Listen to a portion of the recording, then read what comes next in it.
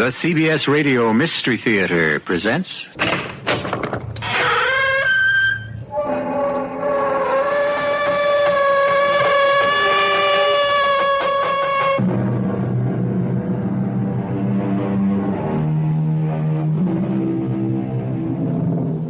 Come in.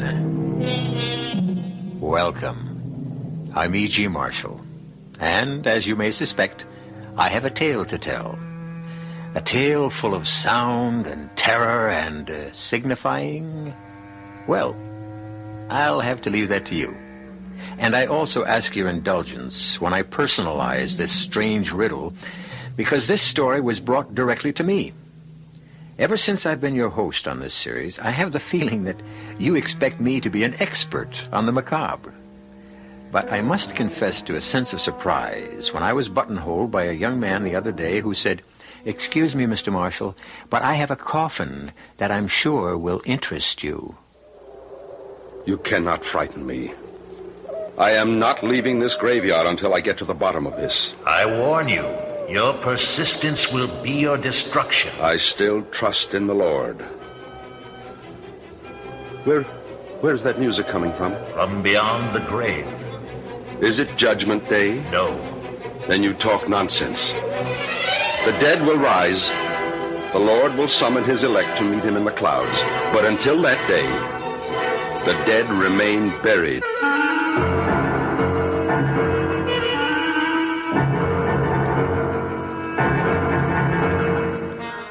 Our mystery drama, A Coffin for the Devil, was especially adapted for the Mystery Theater by Murray Burnett and stars Keir Delay. I'll be back shortly with Act One.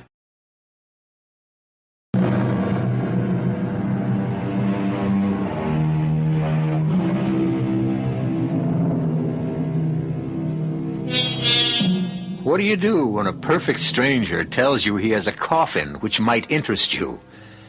My first instinct was to tell a young man that I wasn't in the market for coffins. But he quickly explained that he wasn't a salesman, but an avid listener to our series, and that he had a macabre story of a strange coffin that had been in his family for generations. I was intrigued. So the next night I found myself in his old suburban house, drinking coffee with his wife Cora and his friend Professor Gerald Barker, and looking at a large wooden box which appeared to me to be a case for a bass fiddle. This box, although you may not believe it, Mr. Marshall, is a coffin. And this letter, which my wife Cora found in the attic, explains how it came in our family and also how it happens that I'm not today a mortician. It was written by my great-grandfather, whose name was also William Spindles, and the letter begins, I, William Spindles, swear this to be a true and honest account of the strange happenings that befell me when I was employed by Edward Rogers, the undertaker, in the year 1851. The month was December, and Mr. Rogers and his good wife, paying pre-Christmas visits, had left me in charge of the shop. It was a cold night and blowing hard, but my good friend Richard Clay and I were snug enough with a big fire going in the stove. Only for you, William Spindles, would I spend a stormy night like this sitting in an undertaker's parlor. Ah, come on now, Dick. You've kept me company often enough to know that there's no harm in corpses. Well, it's not the corpses that worry me. It's their spirits that may be around. There's no such thing as spirits. Mr. Rogers says that there's no harm in the dead. The harm is in people's minds. Oh, maybe. What's that? Someone's at the door. Come in. Oh, I don't like this. I'll see who it is. Come in, sir. Come in. You'll catch your death of cold standing out there. I'm sorry to disturb you on a night like this, but my need is urgent. I require a coffin. Yes, sir. Did you have a particular type in mind? Very particular. I know exactly what I need. Well, we have a complete stock in the next room. Now, if you'll follow me... No need. You won't have it in stock. We carry the most complete line in the state. That's why I have come here. Well, thank you. Now, if you'll tell me who the coffin is for, I'll be able to help you better. For me. For you? You mean it's for your own personal use? Exactly. I can see you're going to be busy, Bill, so I'll run along. Oh, no need to leave, Dick. This gentleman will have to come back tomorrow and see Mr. Rogers, so I cannot return. Well, Mr. Rogers is the proprietor, and I honestly believe you'll be better served if you'll wait for him. I can draw you the way the coffin must be. Here's $50. Will that cover it? But goodbye, Bill. I really must leave. Amy's expecting me. Is the $50 enough? It's not the money I was thinking of. It's the special requirements you mentioned. I'm not sure I can handle them. I said I'd draw it. Do you have paper? I guess so. Here's a pencil. I have my own. Now, the shape must be exactly like this. Just so. But that doesn't look like a coffin at all. It's more like the case for a musical instrument. I know my needs. Oh, never in my life have I seen or heard of a coffin such as you ask for. It must be exactly the way I've drawn it. Very well. Now, it must also have lids and hinges. Hinges? Hinges. You see them? Here, on the drawing. Yes, but you... And a lock on the inside. The inside? And a good quality lock. Secure. Nothing shoddy, you understand? I believe I do. Good. Now, if you have a tape measure, I want you to measure me around. But why? I mean, the drawing is... It's unusual. It's very clear. I want to make sure that you leave enough room for my arms. I really don't know how I'm going to explain this to Mr. Rogers. Show him the drawing. Now, take my measurements. Yes, sir. All right, now leave enough room for your arms. Now, make sure that this is ready by Friday. But that's the day after tomorrow. I must have it. I'm sorry to be so particular, but I've been buried before. And this time, I want to have it my own way.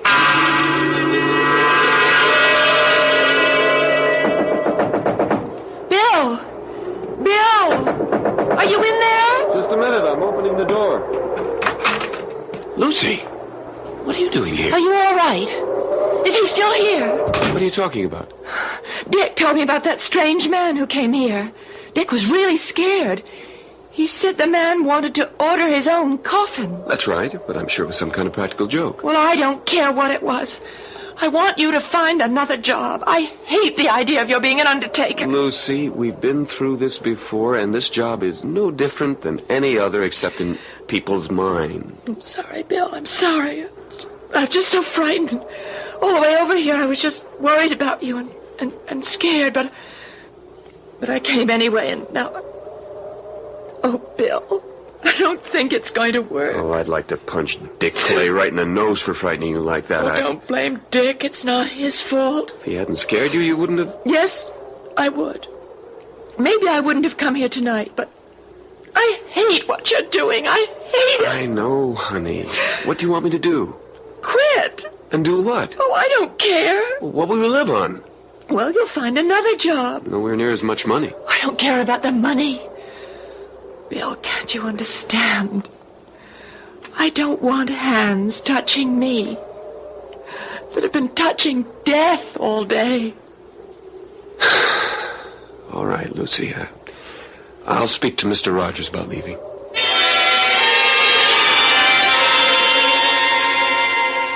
Good morning, Bill. Good morning. Now, what's all this about some excitement you had here last night? Good morning, Mr. Rogers. I guess Dick Clay has been busy gossiping again. I don't know whether it came from Dick or not, but I heard it from the barber. Some ridiculous claptrap about a walking cadaver ordering its own coffin.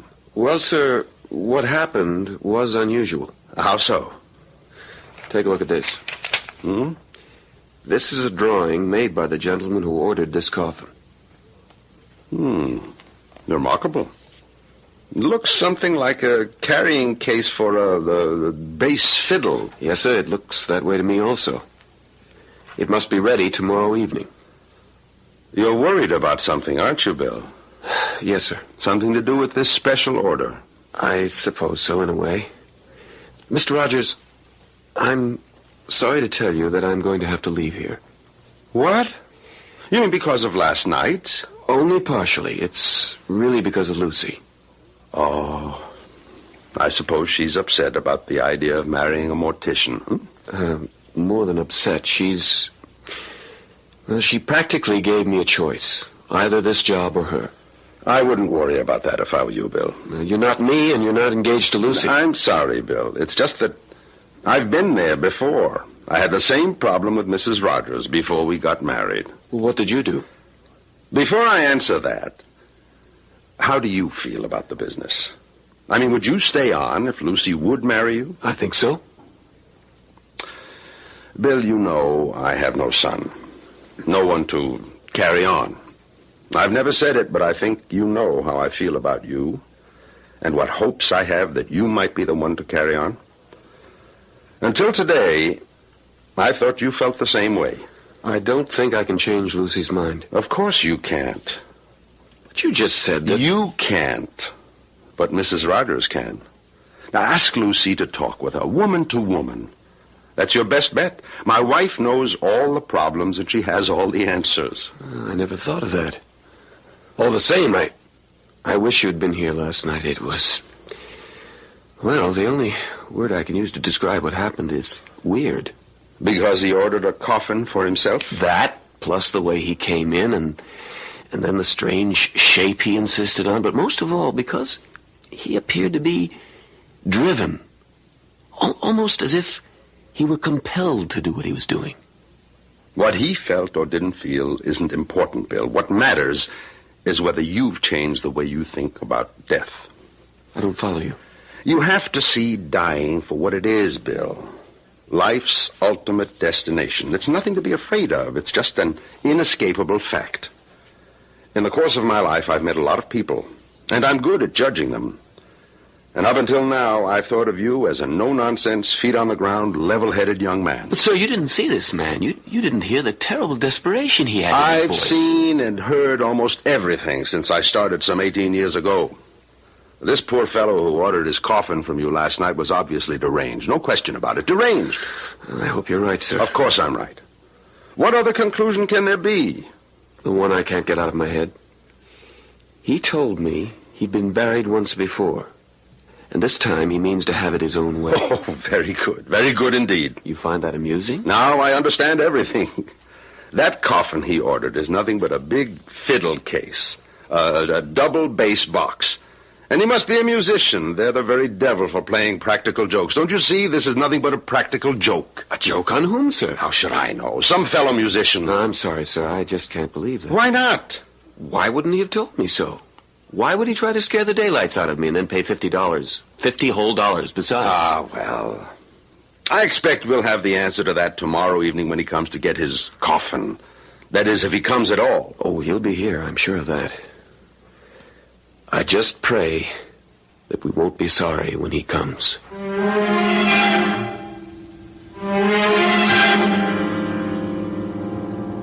When the reading stopped, I looked at the faces in that sane and sensible 20th century living room. Spindle's wife, Cora, was wide-eyed. Professor Barker's lips were pursed and his eyes were skeptical. My eyes were drawn automatically to the subject of the letter. The large, strangely shaped coffin that stood in the corner of the living room, and I could understand the fear that had gripped that 19th century William Spindles. I'll be back shortly with Act 2.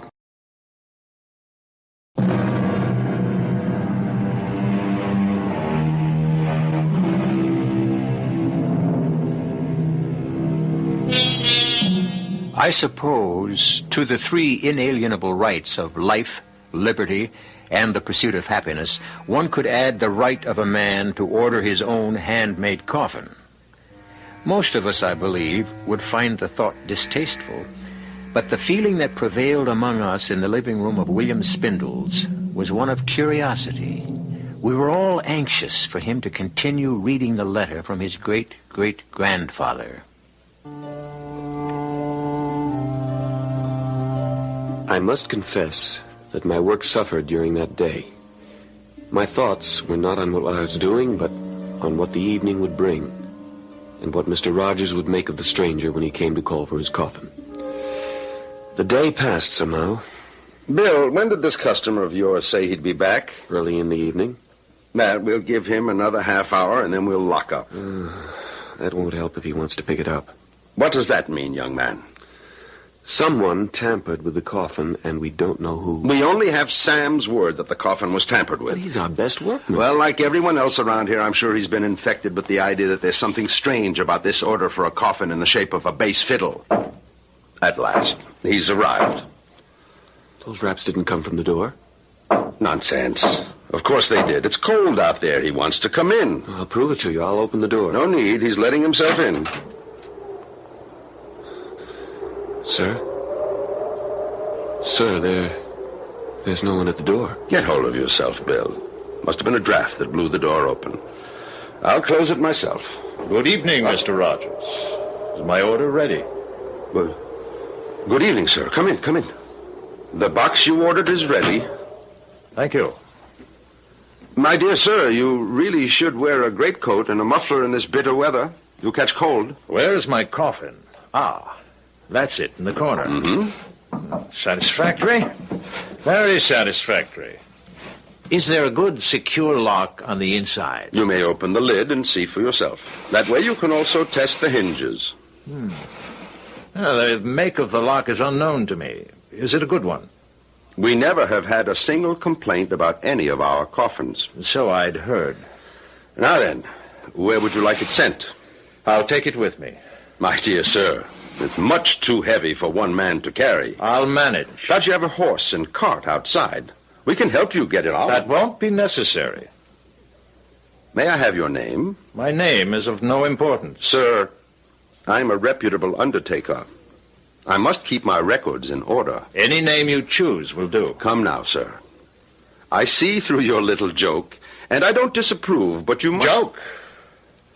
Mr. Rogers, if there's any joke being played here, it's on me.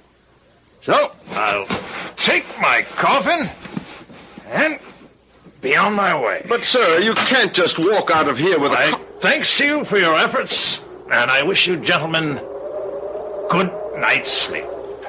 Sir, come back. Let him go. For the love of heaven, let him go, Mr. Rogers. He lifted that box as if it were as light as a feather. Get your coat. What for? To follow him, Bill. Couldn't you see the man is ill? We're the ones who are going to be ill if we follow him. Stop babbling and get into your coat. All right, I'll go with you. I don't want you following that spirit alone, but I tell you, he's not mortal. He is, and he's sick, mentally ill. Hurry. How far do we follow him? As far as he goes. No, sir, I won't, because I believe his destination is hell. There he goes. Around the corner, down Green Tree Lane. Oh, yeah, I see him. Where can he be heading? There are no houses after a block of Green Tree Lane. But there's the cemetery. Didn't I tell you he was deranged? The cemetery gate's locked. Locks never bothered spirits. Then he's no spirit. Didn't he ask for a lock on the coffin? Oh, let him go, Mr. Rogers, please. Hurry up before we lose him. Mr. Rogers, if we do catch up to him, what in heaven's name do you want of him? Find out who he is, where he lives, and get him safely home. Then I shall call a doctor to attend him. There he goes, heading directly for the cemetery gate. Confound it. What's happened to the moon? A cloud just passed in front of it. No matter. Even if we can't see him, we shall catch up when he finds the gate locked. Here comes the moonlight, and here's the gate. Where did he go? Well, he must have gone in. Gate's locked. Well, I have my key. You don't intend to go in, do you? Of course. Come on. No, sir. There. Isn't that our man? Moving among the trees over there near the Addison Mausoleum? Mr. Rogers, I've had enough of this. I'm going home. And allow that poor soul to do himself some kind of mischief? Sir, that poor soul, as you call him, is a person I want nothing to do with. I don't know whether he's man, ghost, or devil, but whatever he is, and whatever his business is in the cemetery, I want no part of it. Bill, when a man's dead, he's dead.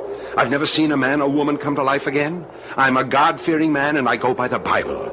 Doesn't the good book say dust to dust? The Bible says a lot of things, but I remember no mention of men who could lift a heavy coffin as if it were a pillow and pass through locked gates without leaving a sound, to say nothing of a man ordering his own coffin. Very well. Very well, Bill. You can stay or leave. I'm going after him. I beg of you. Close the gate. I beg you, Mr. Rogers, leave this be and come home with me. Close the gate and make sure it's locked. At this point, Bill Spindles stopped reading and put down the letter. My reaction was shared by his wife, Cora, who almost screamed at him. Don't tell me the letter stops there, and we're not going to find out what happened. The reason I stopped is because the story my great-grandfather was telling up to now was his. But it now changes. At this point, he is writing not what he saw, but what he heard, as he puts it in the letter. Perhaps I was a coward, but I allowed Mr. Rogers to go on into the graveyard alone while I hurried home. So I warn the reader of this letter. This portion of my tale is written here as it was told to me by Mr. Rogers. The moon again had gone behind the clouds when young Spindles went hurrying off. But I thought I saw some light in or around the big Addison tomb. I started that way, and then I heard what seemed to be the voice of the man I was following, but it seemed to come from far off. Too far. You have come too far on a useless journey, Edward Rogers. Turn back before it's too late. Where are you, sir? Listen to me. Thrice they tried, and thrice they died. Where are you? What are you doing with your coffin? Leave here, Edward Rogers. Your business with the dead is finished. You don't belong here. And what do you do here? I keep an age-old bargain. With whom? You must leave here. This place is dangerous for you. But not for you? Leave before it's too late. The Lord will protect me. Now let me help you. Don't you understand? You're ill. You need help. So be it, Edward Rogers. You want to join in a dance of death? The consequences will be on your head. Here, I show myself to you. Here I am. See if you can catch me. It was then that I started after him. I could see him almost clearly. He seemed to be heading for the Addison tomb. He was carrying the coffin, and I was certain I could overtake him. But he kept dodging behind headstones. I turned and twisted after him. And then my foot caught. I lost my balance and fell, hitting my head against the tombstone. Dick, wake up, man. Well, Bill, what do you want? Get dressed. You've got to come to the cemetery with me. What? The cemetery? Are you out of your mind? Mr. Rogers went in there after the man who ordered the coffin. He isn't home yet, and Mrs. Rogers is worried. Then take her. Come on, Dick. I'll be with you. I wouldn't care if the whole town was with us. What time is it? 4 o'clock. It will soon be light. Please, Dick, you must. All right. I'll get dressed and I'll go with you, but we'll wait for the dawn. But Mr. Rogers may be in trouble. Bill, whatever has happened has happened. I'll go with you, but not until it's light.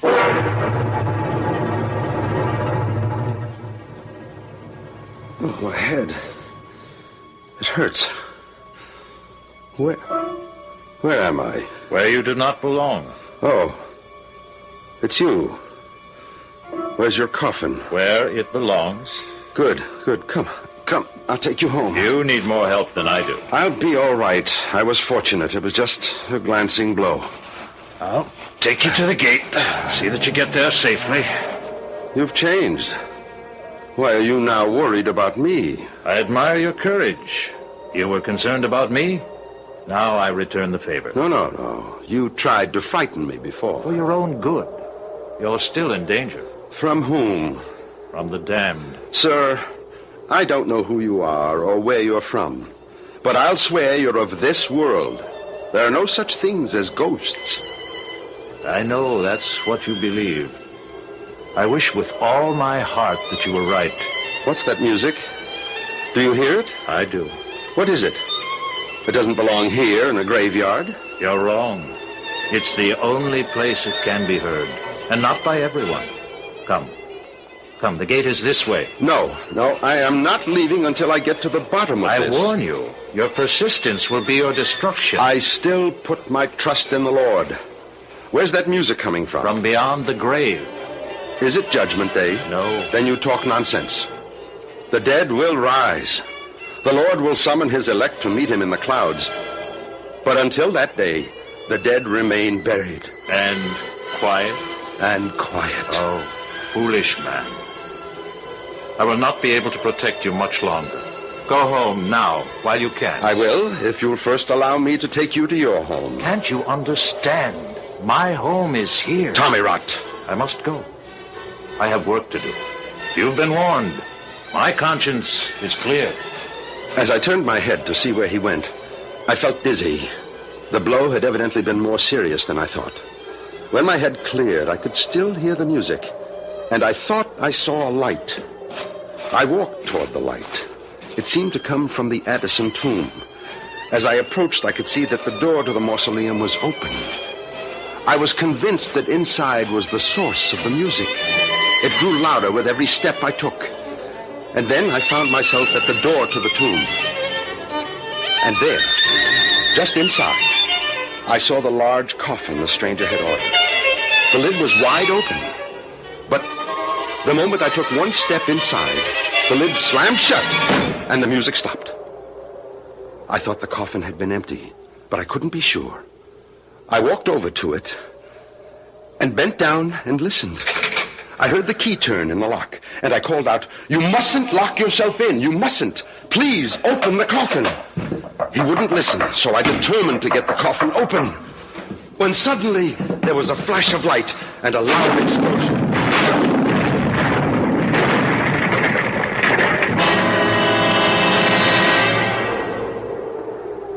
Bill, I can't see anyone in there. Mr. Rogers must have gone home. Can't see the whole cemetery from outside. We'll have to go in. The gate's locked. I have a key. Oh, look, do we really have to go on? It's practically daylight. There's nothing to be afraid of. Well, I hear you, but I'm still shivering. That's the cold. Come on. Hey, you seem to know where you're going. I shouldn't have left him. If any harm has befallen him, I'll never forgive myself. Well, he shouldn't have been here at all. The last I saw of Mr. Rogers, he was heading for the Addison tomb. I have a feeling that if we find him at all, that's where he'll be. There's the tomb now. Oh, the door's open. Should it be? We'll find out. Wait. Suppose there's something in that tomb that waited for Mr. Rogers, and now it's waiting for us. If you don't want to come in, you can wait here, but I'm going into that tomb. All right, I'll come with you. Good Lord, there he is, lying across that coffin, and so still. Is he dead? I don't know. But there's only one way to find out. I can offer no explanation, but I can tell you that the words of a letter written more than 100 years ago had cast a spell over all of us. A spell that had transported us back to a small 19th century graveyard. I'll be back in a moment with the strange end to this strange tale.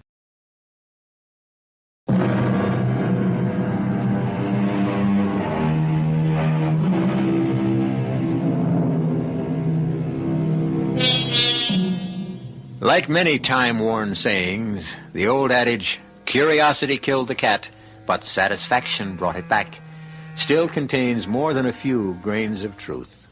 Certainly all of us sitting in the William Spindle's living room that night were anxiously waiting for him to resume reading the letter from his great-great-grandfather.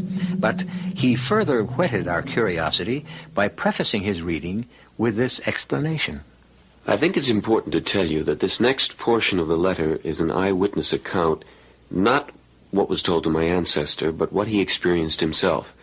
So, if you're all ready, I'll continue. After Mr. Rogers told me what had happened to him that night in the cemetery, I was still undecided about leaving the undertaking business, although my dear Lucy was at me every day to give my notice. And then, one morning, Mr. Rogers called me to his office. Sit down, Bill. I think we should have a talk. Yes, Mr. Rogers? My wife tells me that Lucy hasn't been to see her. Have you spoken again to Lucy about discussing your future here with Emily?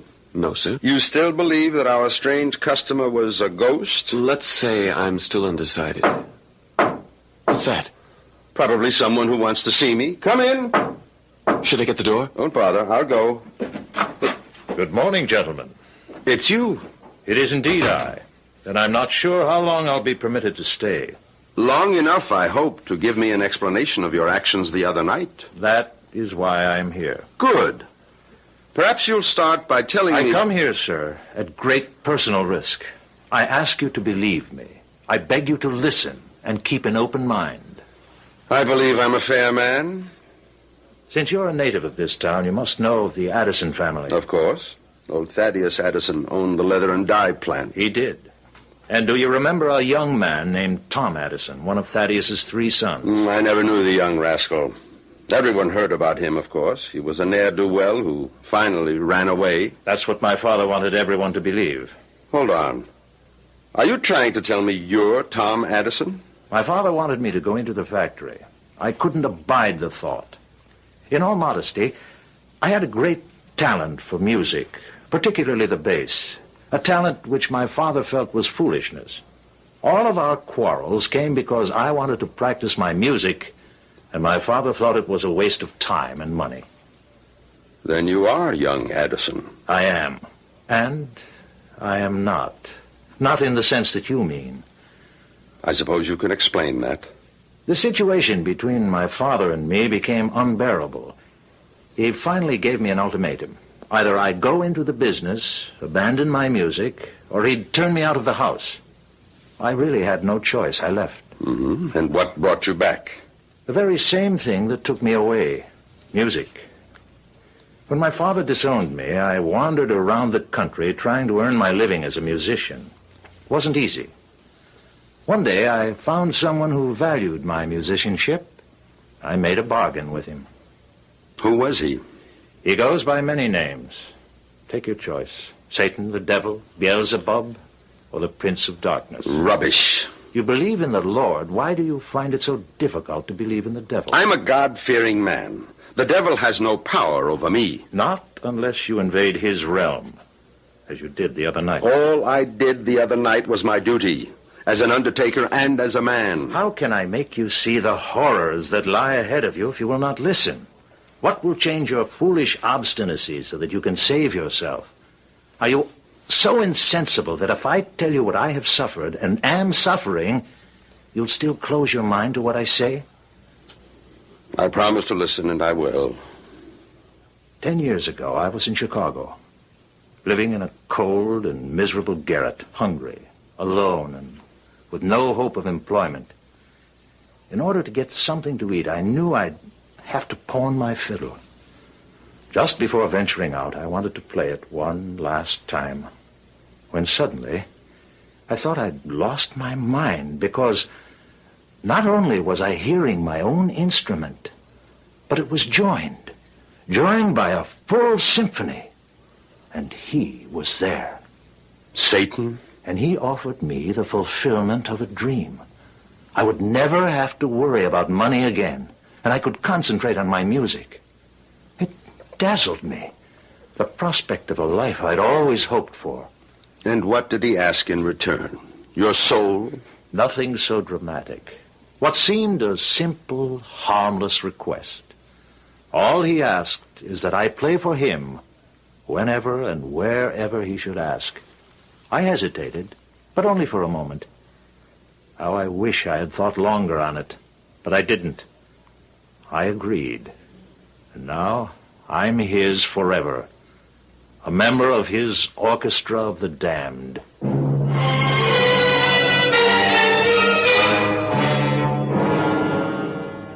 And the letter closes as follows. That was the day I left the undertaking establishment of Edward Rogers. I have no way of knowing whether Mr. Rogers believed the story told by the man who claimed to be Tom Addison. I never saw nor heard from the stranger again. Nor do I know whether Mr. Rogers did. Signed, William Spindles. Now, what do you make of that? I'll take the ladies first. Cora, as my wife, what do you think? There's one thing I know, darling. I'm glad you're not an undertaker, because if you were, I wouldn't be your wife. Ah, you feel the same way as my ancestors, girl. Lucy. Emphatically.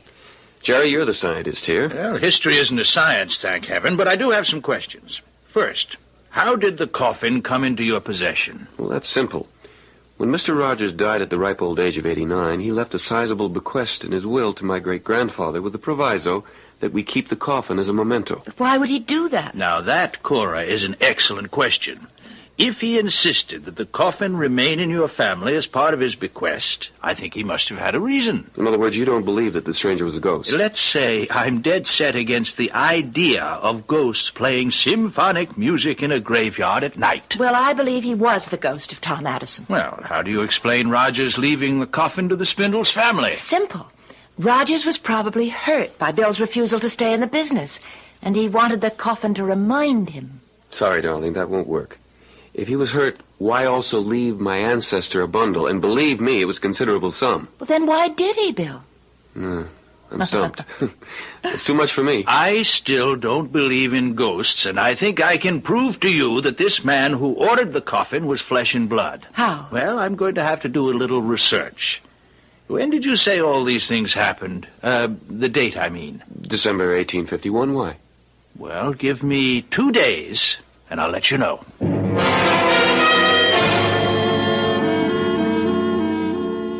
All right. I have solved the mystery of our peculiarly shaped coffin. Good. How? I kept asking myself, why did this man go to all the trouble of ordering a coffin, which, to say the least, was strange, and also behave as if he wanted everyone to believe he was a ghost? But have you forgotten Mr. Rogers' belief that he was crazy? I mean, wouldn't that account for all his behavior? Yes, that would, but I preferred to think of this fellow as a con man. You see? A really great con man who successfully conned your grandfather but had more difficulty with the undertaker. Why? Precisely, why? Now, that's where this newspaper article comes in. Here, I made a copy at the library. Let me read it to you. The headline, Wells Fargo Payroll Stolen. Aha! Then it goes on.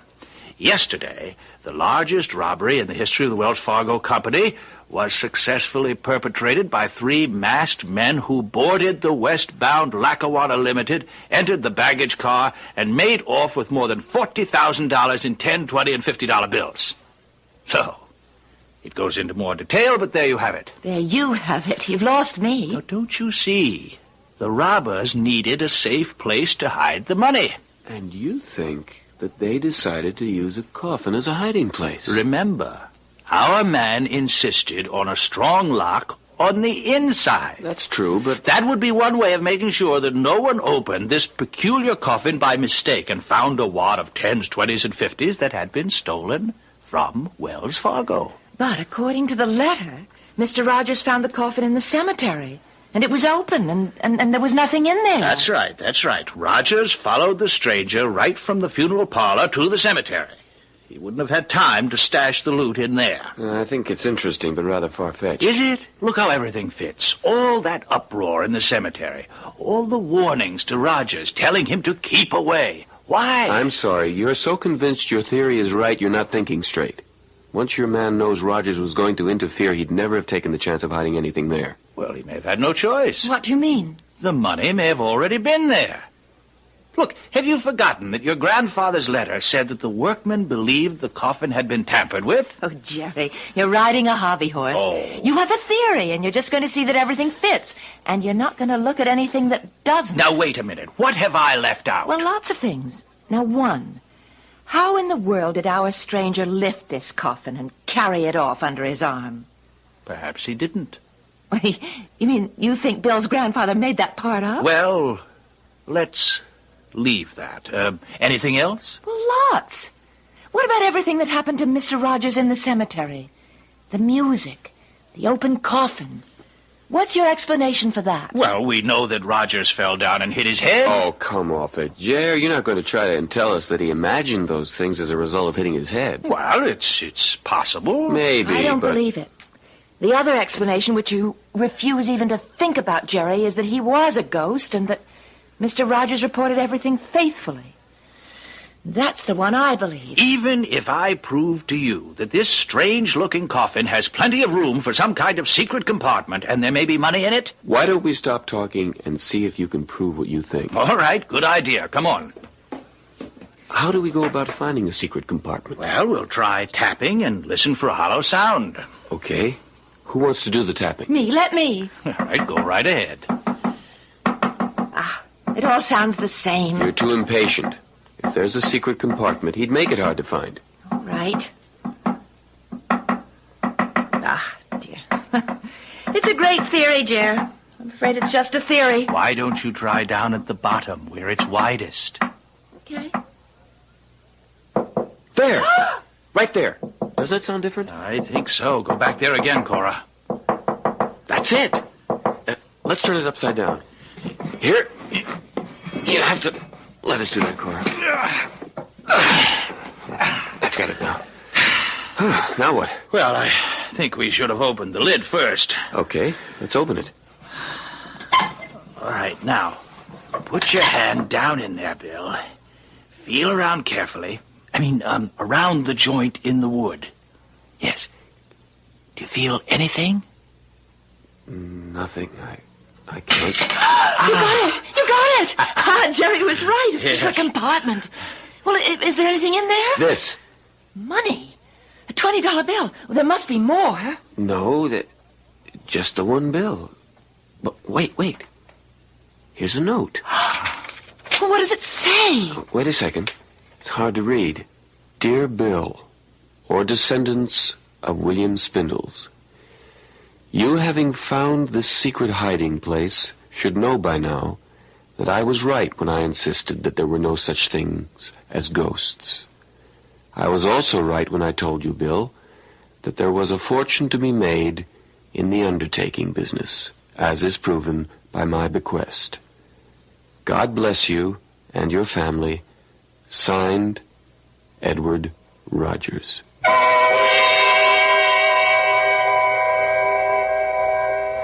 What do you do when you discover that the fortune you expected turns out to be a single $20 bill?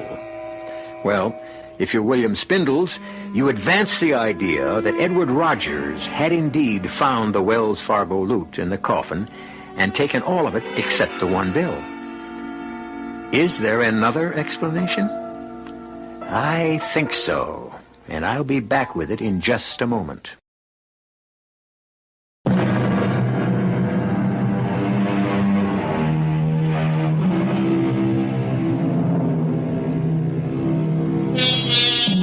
For what it is worth, I present you with this thought. There never was any Wells Fargo money in the coffin to begin with.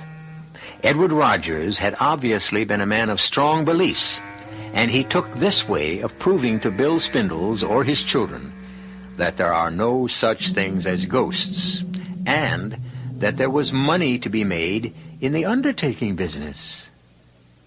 Did the Spindles accept my explanation? I really don't know. How about you?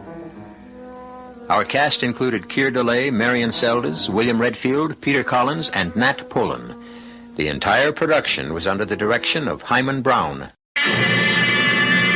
Now, a preview of our next tale. But, John, this is the only time we can call Windandingo, at midnight. It's the only time he's able to hear the voice of mortal man. And the clock just struck. Listen. He's here. That's his voice. Jay, that's just an ego way off. Listen. Will you go back to sleep? Who's that? Sounds like Enoch Frazier. Get him out of here. He's come to kill me. Enoch must be having a nightmare. Don't let him. Let me go. Let go. Oh, Enoch does drink an awful lot. Don't kill me. Ah! No, it's Windandingo, all right. Don't. And justice is being done. What? I didn't think Enoch's crimes were that serious.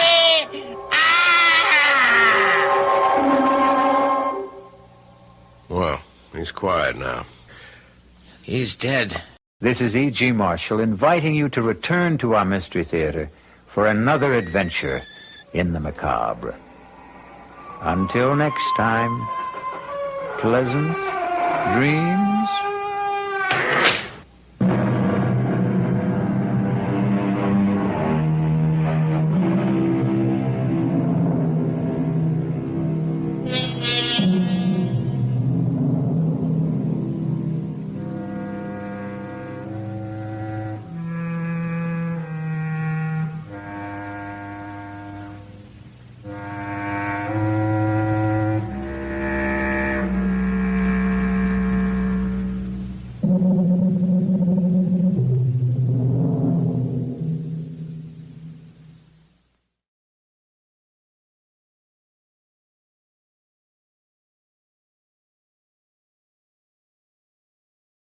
The CBS Radio Mystery Theater presents...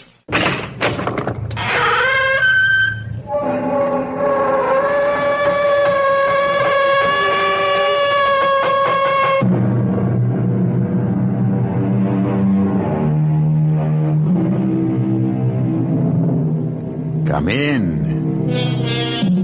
Welcome. I'm E.G. Marshall. Where do people go when they disappear? We're not talking about those folk who have every good reason and understandable motive to drop from sight. No, we mean people who were on their way somewhere and who never showed up and have never been heard of again. And the people we're talking about were solid, substantial, dependable people. A well-known judge, a famous aviatrix, a United States naval vessel, a patrol of Air Force bombers, a commercial airliner, and others too numerous to mention. What happened to them? Is there an explanation? Some say yes, and some say... Please, don't humor me. I tell you, there's a place beneath the water. Beneath the water? Yes, beneath the water. Or maybe it's above the water. Well, it can't be both. It can be. Two different places can exist in the same spot at the same time. Look, you've had a harrowing experience. I suggest sleep. I need somebody to believe me, please. All right. I believe you. Do you? Do you really? Well, of course. I was there. It's another world. A glorious world. It's utopia. Would you like to come back there with me? Well, certainly, but for now, you just go to sleep, huh? Try to sleep. Yes. Yes, I will. I will. Nurse, I'm afraid her mind is gone. Completely gone.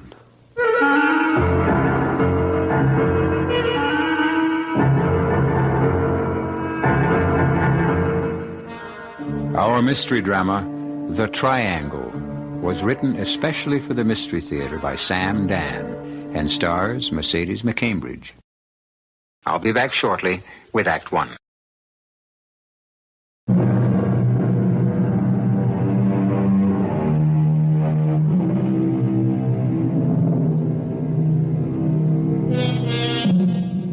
It is a rather well-defined area in the Atlantic Ocean. It is shaped like an isosceles triangle. At one point lies Miami, at the second, Puerto Rico, and at the third, Bermuda. And for that reason, it is known as the Bermuda Triangle. Over the years, at least 100 planes and ships and over 1,000 people have disappeared into its depths without leaving a trace, and for reasons that have never been satisfactorily explained. Hello there, Miami. This is your routine check from American International Flight 7, old Lucky 7, inbound from dear old London. We're now 215 nautical miles from your first outer marker, bearing 090. Speed... hold it. Hey, Mark, what's that vibration? Mark, that vibration. Hey, Miami. Miami, our position is... The compass is going crazy. It's spinning like a top. We're going down. Pull up, Mark. Mark, help me pull up. We're going down. Miami! I don't know what's wrong. We're being pulled down. Something is pulling us down. Something... We don't have to hear the tape again, Lieutenant. I'm very much afraid, Pete, that we'll just have to chalk this one up. There were 110 people aboard that plane, and we'll just have to... Oh, excuse me, sir. Admiral Ingram's headquarters, Lieutenant Nelson. One moment, sir. It's Commander Bates. No, you know what he wants, don't you? He wants to know if I'm ready to release the word. Will you talk to him, sir? And I'll call him back. Okay. The Admiral will call you back, sir. Are you ready to call off the search, sir? Damn it. 110 people. Yes, sir. We knew his bearing. We could practically pinpoint his location. We combed that area as much as you can hope to comb water for 5 whole days. We organized the greatest peacetime assemblage of ships, planes, and men. Yes, sir. Don't interrupt me, will you, Pete?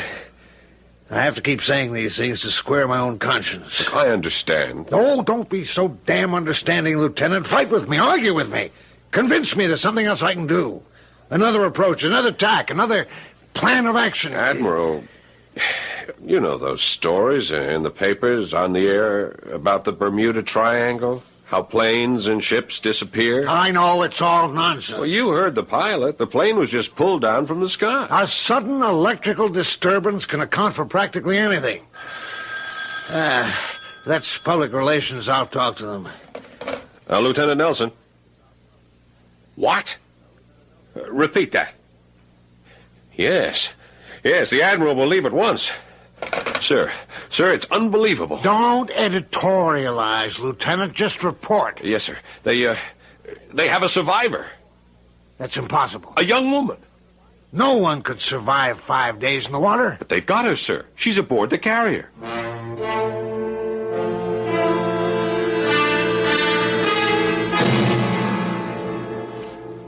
Miss Roberts, I'm Admiral Ingram. This is Lieutenant Nelson. The doctor said you could talk to us. Yes. It must have been a harrowing experience. I'm all right. Yes, I see that. Miss Roberts, you know you're the sole survivor. That's what I've been told. Can you tell us what happened? I don't know what happened. Well, surely you can remember something. I don't remember anything.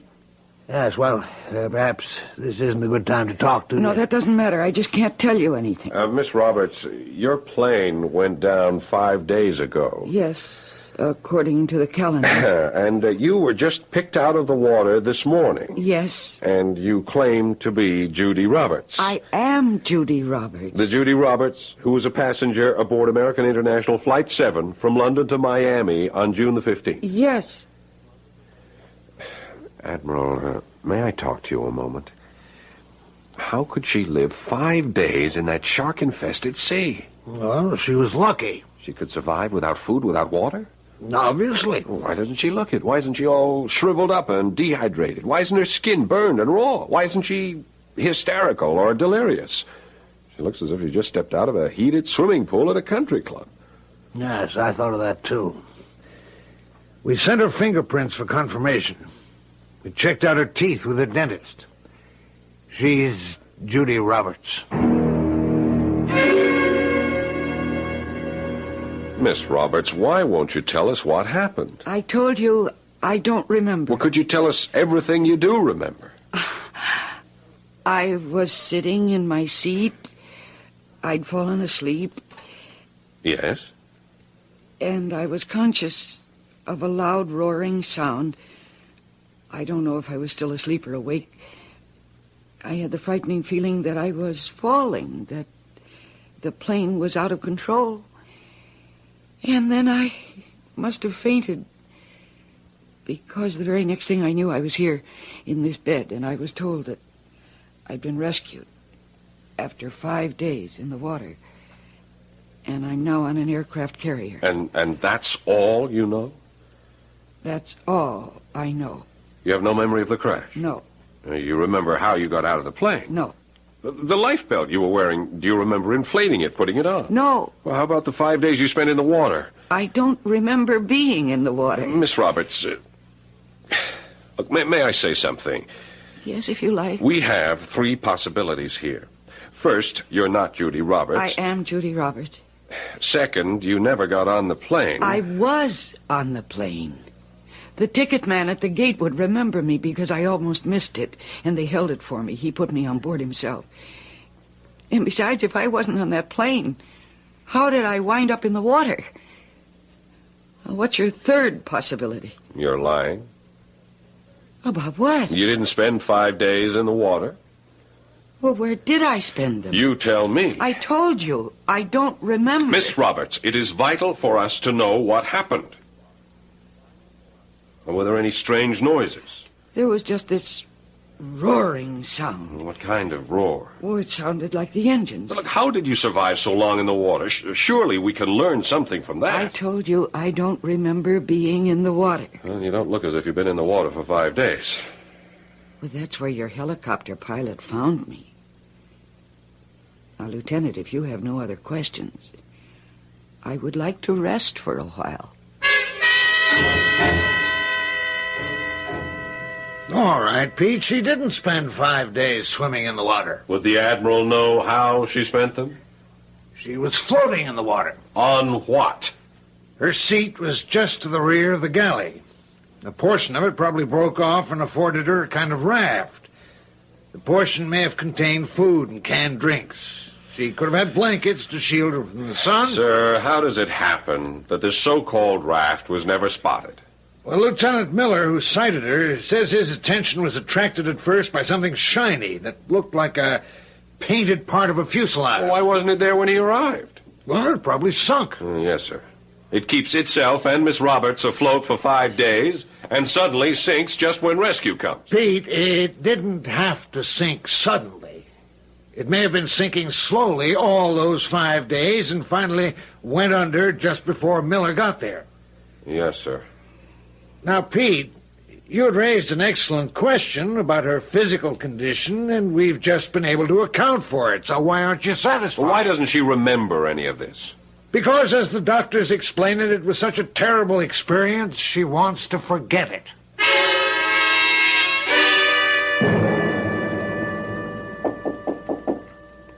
Come in.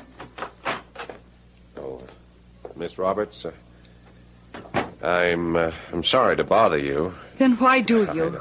I don't know, but I wish I could believe your story. Lieutenant, it doesn't matter to me whether you do or not. No, I don't believe that either.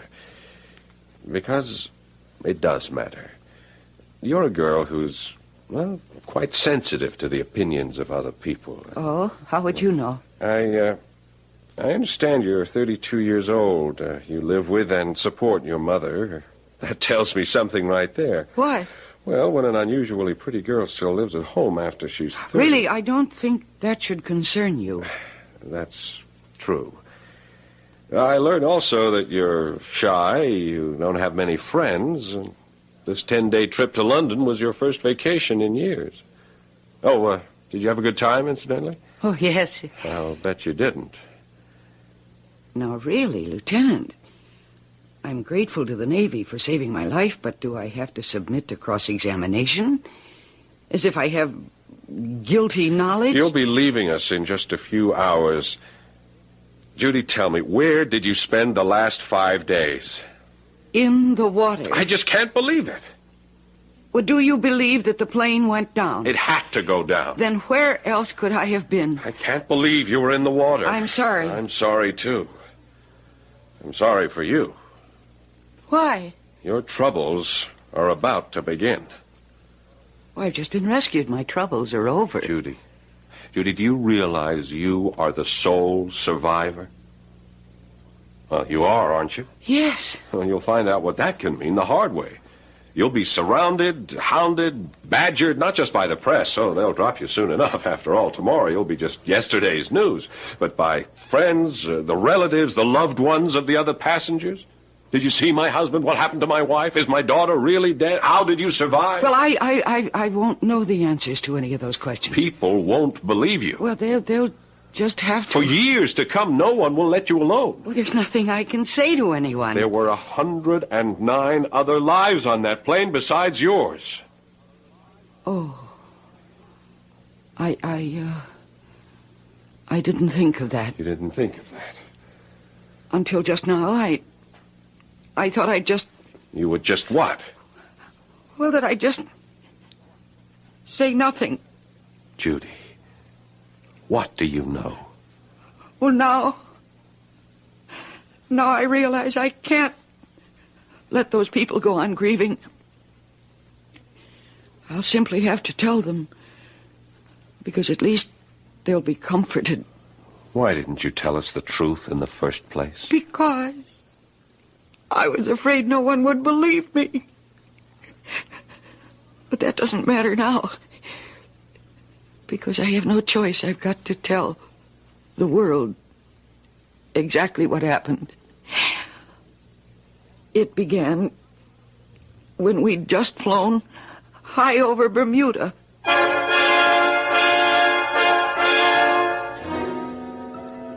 Well, properly speaking, it will begin when I shall return with Act Two.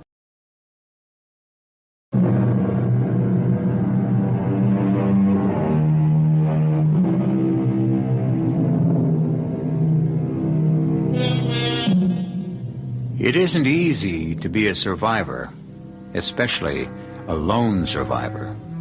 The only one left alive, where 109 others have perished. Or have they perished? Has Judy Roberts successfully survived a disaster which took the lives of everyone else on the plane? Well, obviously she has, because she's here. How could she have kept alive for 5 days in shark-infested waters? At first, Judy says she can't remember. But now, miraculously, she can. We had just flown high over Bermuda, and the pilot's voice came over the PA system. This is Captain Moss again. We're now flying over the Bermuda Triangle. For more than 100 years, a graveyard for hundreds of ships and planes. Why did they disappear here? Who knows? Are the reasons supernatural, extraterrestrial? Your guess is as good as mine. I've flown this patch of ocean 1,000 times, and I think it's all just an old wives' tale. I just mention it because folks talk about it, and the next time somebody does, you can say, I actually flew over it and nothing happened to me. He went on and on, just talking about it, and I must have fallen asleep again. And then I wasn't sure. You know how it is in a dream sometimes? You have visions of falling, and it's also real. But I knew that I was falling. And then I woke up, and there was this terrible roar. And I looked out the window, and we were on the water. We were on the water. We must have come down and crashed. But nothing was broken. Nobody was hurt. Everybody seemed paralyzed. And then there was a voice, a woman's voice. It was very soft, very sweet. And it said, Welcome home. Welcome home again to all of you. I didn't know what to think. Were we dead? Were we all killed in the crash? Was this heaven? And then the voice said, My name is Aura. I'm your guide. Please don't be frightened. Everything is fine. In just a moment or two, you will adjust. You will resume your natural, normal lives as citizens of the city. Everything you think you feel now, all the ties that bind you to the illusory world you've just left, will disappear. You are coming home.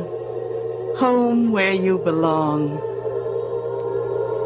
I looked out the window. A bright sun was shining in a deep blue sky.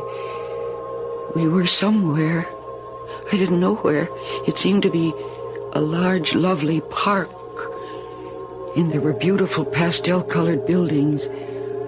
Oh, what a city. What a glorious city. The trip is over. The fantasy ride is over. Then all around me, people were getting up. They were laughing and smiling and talking. I sat in my seat. I didn't know what to do, what to think. Was it all a dream? Finally, everyone had left the plane. I was all alone. What should I do? Why are you still sitting here, my dear? I don't know. The fantasy trip is over. Where am I? Who are you? You're home. Oh, no, please, I'm not home. My name is Judy Roberts. I live in Miami, Florida. The flight must have had a very traumatic effect on you. What happened to us? We were just an hour out of Miami, and the plane went down. Oh, the plane, as you call it, has come home, my dear. Why did everybody just get up and leave? What else are they supposed to do? It's over. But the plane crashed. It fell into the sea. I know. No, my dear, calm yourself. No, I'm not crazy. I know what happened. Everybody else is crazy. You're very upset. Here, drink this. You'll feel better.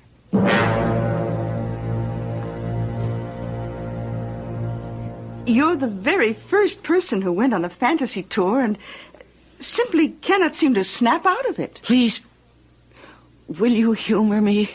Tell me who I'm supposed to be. My dear, you're a citizen of our city. What city? The city. The city of the people. Which people? The people. Your people. Who am I? Your name is Alla. Where's my mother? Your mother? There's no record of your having a mother. Oh, dear. Arda, please come in. Hello, Alla, darling. Well, you're our pilot. You're Captain Moss. Darling, what are you saying? You're our pilot. The pilot on Flight 7. American International Airlines, Flight 7, London, Miami. We crashed. We went down. Oh, no. Oh, why doesn't he remember? Why doesn't he? Because it never happened. Oh, you are Captain Moss. My dear, you're ill. What have you done to us? Who are you? Arda, will you watch over her? Of course. I love her. Let me know if she isn't feeling better. I'll look in on you soon again. Captain Moss, how did it happen? How did all this happen? Listen, Alla. No, my name isn't Alla. And you listen. You're an airline pilot, and I'm a secretary. I live in Miami. Miami? Yes, please, now let me talk. We were somewhere between Bermuda and Miami when the plane suddenly went down. It crashed. I don't know why it wasn't destroyed. I don't know why we weren't all killed. Well, it must have been part of the fantasy. But everybody on the plane began acting so strangely, as if they didn't know who they really were. As if they were other people. And you yourself, you think that you're somebody else. But you're the pilot, you're Captain Moss. Who are these people who have seemed to have captured us? No more fantasy trips for you, my sweet. Oh, I can't seem to reach you. Don't you remember? Oh, what a beautiful day. Let's take a stroll. The sun, the air, it'll clear your head. Isn't anybody going to be worried about you? I know my mother will be frantic. I didn't know you had a mother. You never spoke about her. Tell me more. But not here. In the park.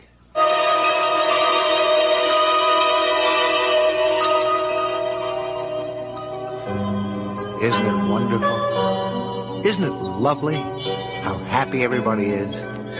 In all of the universe, is there a city like ours? I wish somehow I could get through to you. Oh, look. See the people. Every face here is happy. Except yours. I must know what has happened to me. We're so fortunate. We have no hunger, no poverty, no disease. Now, I have an impression from some of the fantasy trips that there are other worlds not as lucky as ours. Captain Moss. Why do you call me Captain Moss? My name is Arda. You chose it. I chose it. When we told Aura we wished to become betrothed, she told us to name each other. I chose Alla for you. You selected Arda for me. You really believe all this? You've forgotten. We chose each other. We're in love, Alla. But I'm not... Hey, you're trembling. Oh, my dearest. Let me hold you. Why aren't we in the water? Why aren't we drowned? No, my darling. Everything's all right. I'm here. You have nothing to worry about. Oh, I don't know what to think. Hey, look. It's starting to rain. Let's go to the museum. Hurry. Hurry. I don't want you to get wet.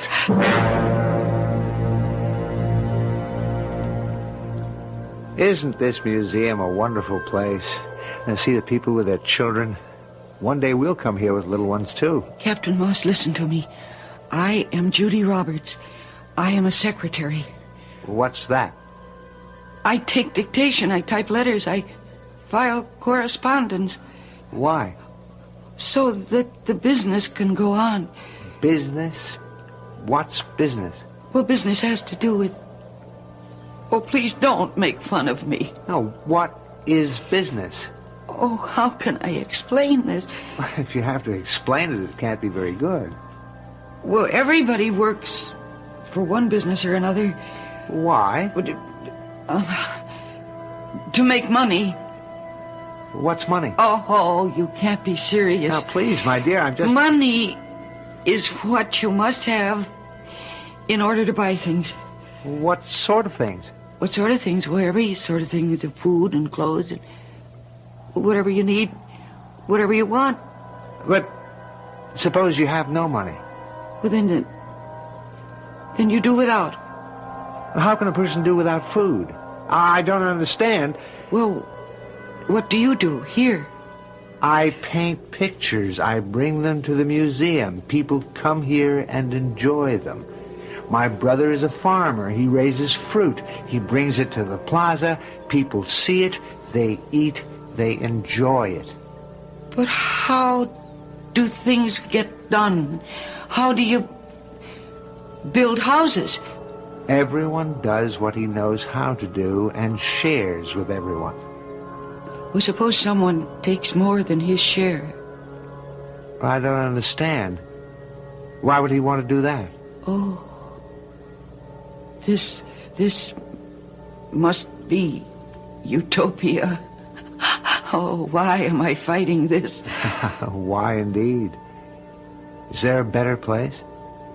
A happier place than our city? Wait a minute there. In that huge space, what's in there? Oh, that's the fantasy exhibit. The fantasy exhibit? Yes. Artifacts from fantasy trips. Look. Those are ships and planes. Well, that's what you want to call them. Look at that ship. That's a naval vessel. What? Yes, you can read the name. The USS Cyclops. It's a Navy ship that disappeared in the Bermuda Triangle. The Bermuda Triangle? Yes, you know what it is. You spoke to us about it on the intercom before we crashed. Now, my darling, and you have... See. Those Navy planes. Those 5 old-fashioned Navy planes. You even said what they were. Torpedo bombers. And that freighter. You even told us her name. The Marine Sulphur Queen. No. It's no fantasy. Those are real. And I'm real. And you are real. What are we doing here? What is this place?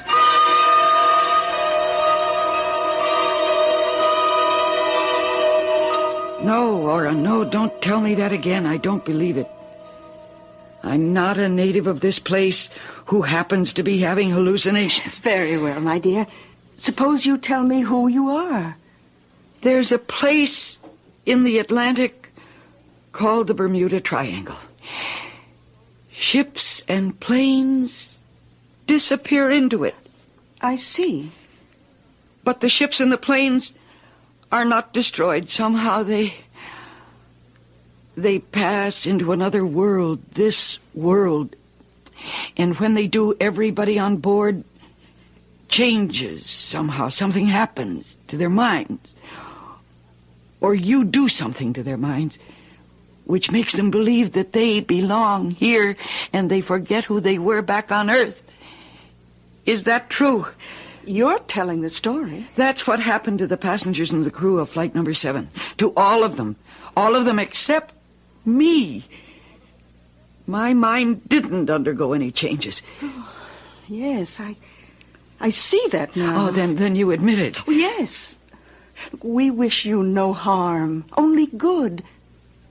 And now that you're here, I'm afraid you must stay.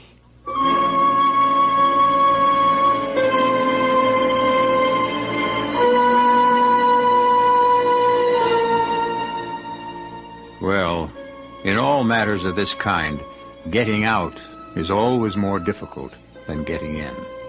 However, considering the way the place is set up, why should she even want to leave? You realize, of course, that she does manage to get back here, because back here is where we first met her. How? For that, you must wait my return in just a few moments with Act 3.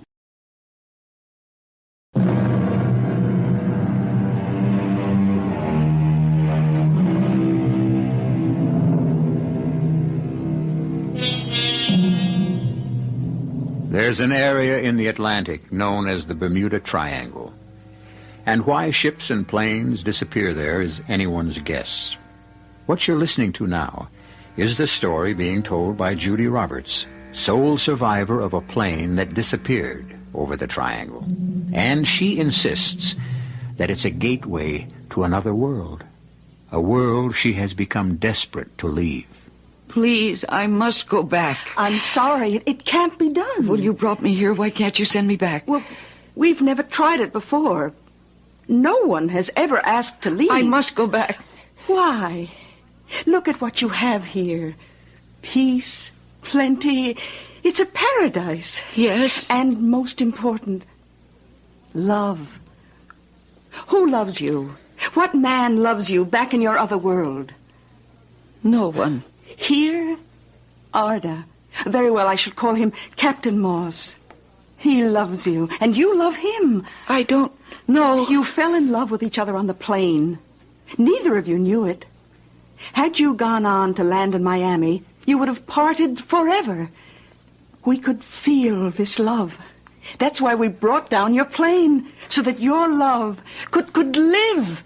Are you saying that you brought down a plane, 110 people, just because of me and the pilot? But where will you find a better reason than love? But the people, the other people. They will be happier here, too. No, I can't stay. I can't.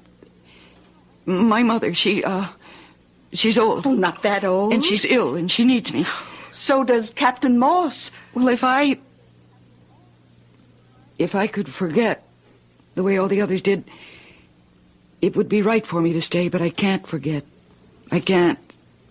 Whatever it is you do to us, whatever it is you use, it doesn't seem to work with me.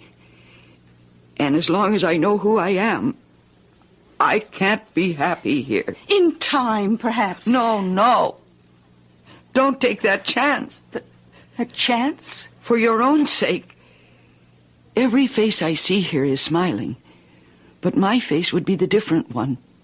Everybody here is happy. I'm sad.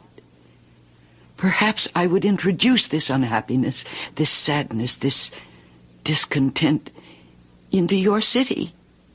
Perhaps because of me, there would be trouble. If you go back, you will live to regret your decision.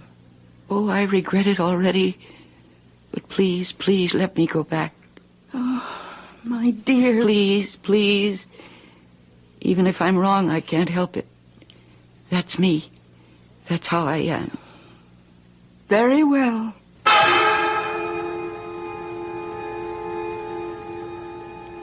You see, Lieutenant, there's some kind of thing, a space, a tunnel, whatever, I can't say, between the worlds. And they took me to it. And then when they saw a helicopter off in the distance, they knew that I'd be safe. So they just sent me back. And that is what happened. Well, Lieutenant Nelson, can't you say anything? Wow. Is that all you can say? No, I can say this. Stick with your first story. Which story? The one where you just don't remember anything. But I'm telling you the truth. You'll never get it to fly. Don't you believe me? Please, don't put me on the spot. Tell me. It doesn't matter. The problem is, look, if you tell that story, people are going to insist you're a nut. But it's true. Well, I won't help you. Look, I was wrong. You were telling the truth the first time when you said you couldn't remember. You're the one who convinced me to tell the truth. And I see now that you were right. I must tell the truth.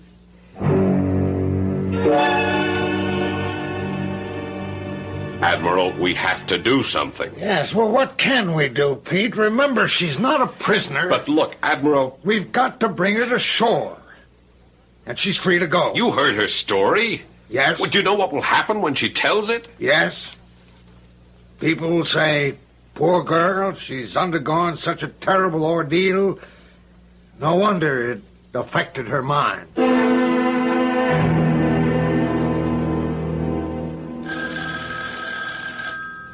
Judy! Judy! Yes, Mama. Do something about that confounded phone. I can't, Mama. It'll just keep ringing. Well, take the receiver off the hook or something.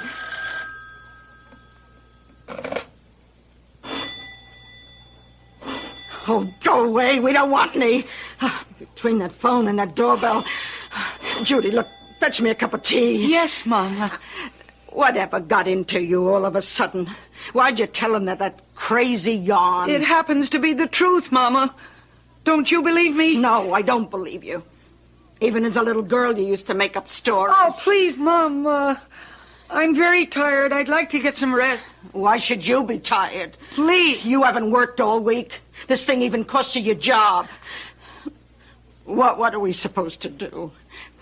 How are we going to live? How? Tell me how. Oh, Mama, please don't cry. Everything's going to be all right. Why did you do it? Why did you tell that story? You know why, Mama. I didn't want all those people to grieve. You worried about all them people. But now, who's worried about you? Do they know you lost your job? That you're a prisoner in your own house? Do they? Do they care? Please, Mama. I came back here to take care of you.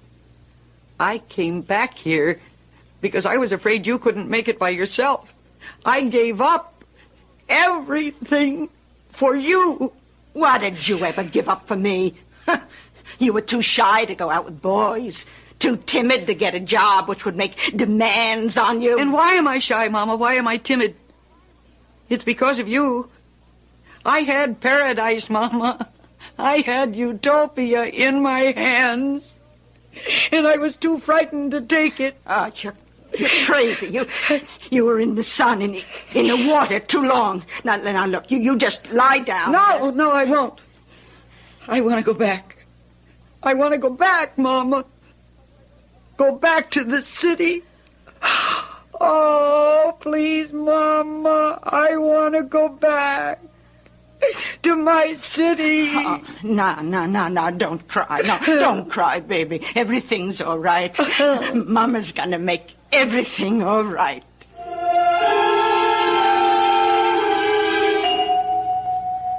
There's nothing further on Judy Roberts' disappearance. She left from the rest home in which she was staying early this evening. Admiral, I think the police could find her if they checked out the local boatyards. Is that so, Lieutenant? Yes. Look, I would say she rented herself a boat, and she's gone out to look for her city again. Yeah, there's a possibility. Is there any way the Navy could be interested? No, not officially, Lieutenant. You see, we can't search for anyone until after it's assumed they're on the water, or in it.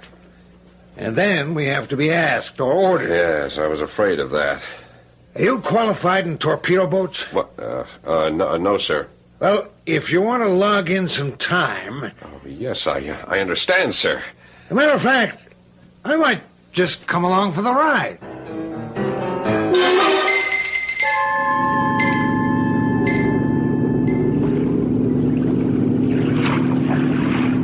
Not a sign of her, sir. I also ordered the air patrols to keep an unofficial eye out, but we don't even know if she's out here. The boatyard people described her pretty well. If she's this far out, she's in trouble if we don't find her. She can't have enough fuel to come back. Admiral, she doesn't want to come back. Well, if she doesn't, we really have no right to compel her. Of course, if she's out of fuel and food and water and in danger of sinking. And ill, besides. Admiral, huh? Look, up ahead. Dead ahead. Is that a small boat? Steady. Hold her steady. Yeah, that's good. Look, that's her. There, she's lying on the Hold her bottom. steady there. Corman, we'll need some blankets and something hot to drink. I'll go into the boat and get her. All right, let's do it quickly, Pete. I don't like the shape of those clouds. Hold that boat steady. Judy. Oh, no. Go away. Judy, you'll die out here. There's a storm coming. Listen. No. I'll be all right. I'm looking for Aura. She'll know that I'm taking you off this boat. Oh, no, don't, please. Judy, you don't want to die. No, let me go, please. I'm too tired to fight you. Put me down.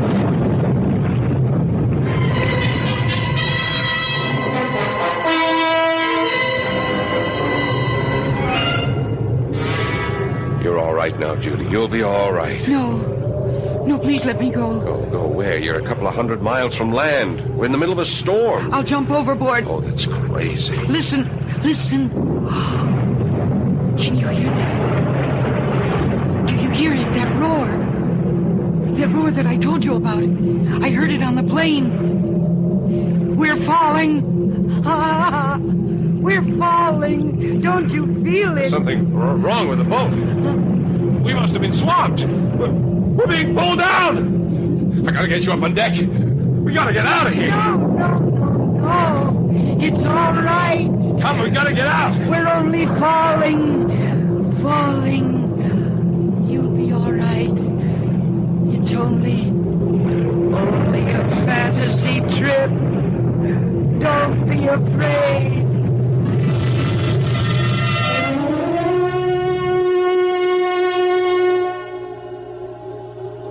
Welcome home. Welcome home again to all of you. And Aura, you're back. Looking beautiful as always. Yes, Aura. I'm back. I'm really back.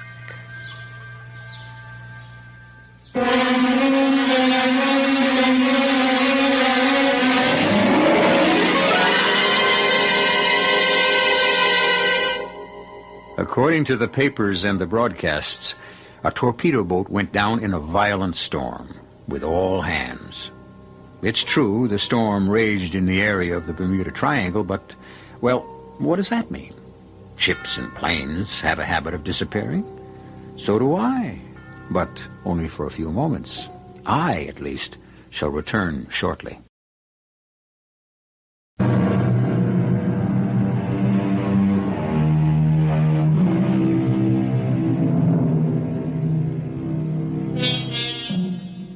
The Bermuda Triangle. Fact or fiction? Myth or reality?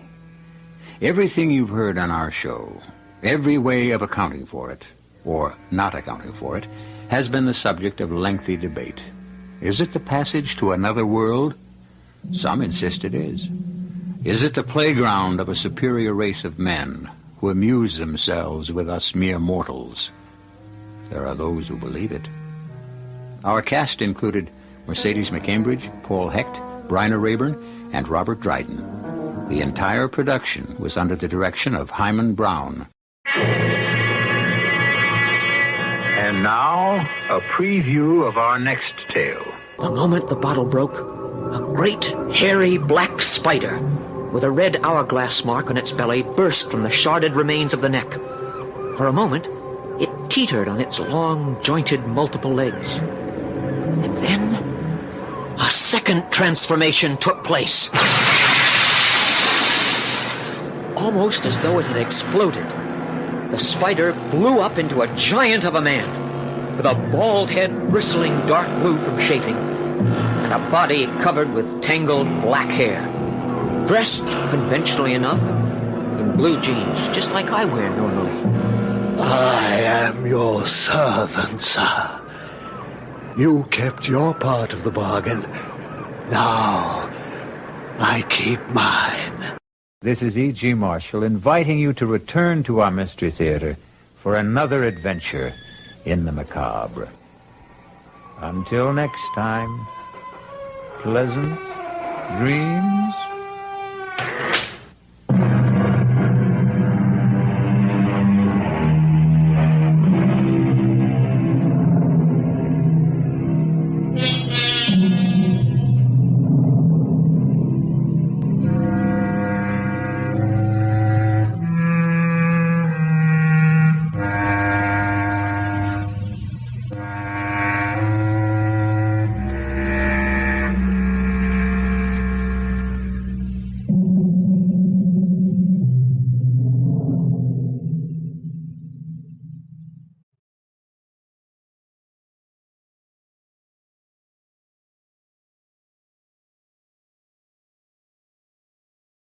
The CBS Radio Mystery Theater presents...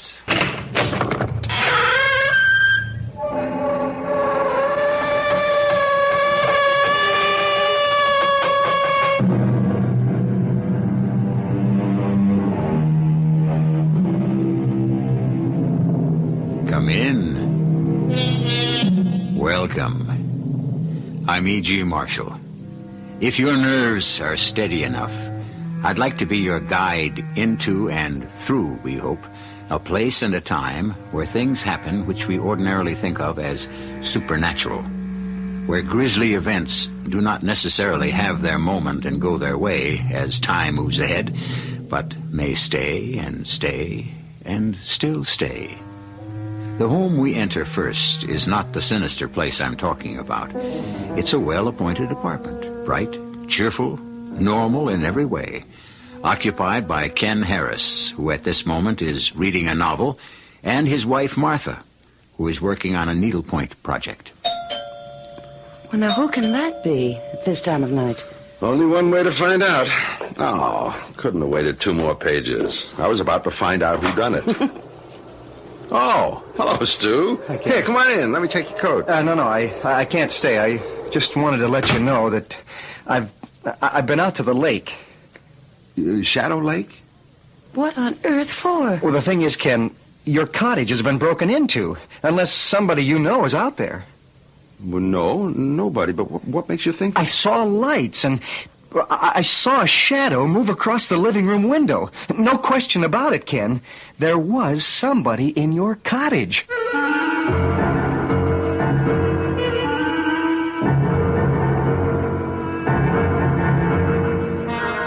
Our mystery drama, Return to Shadow Lake, was written especially for the Mystery Theater by Fielden Farrington and stars Nat Polen and Joan Lovejoy.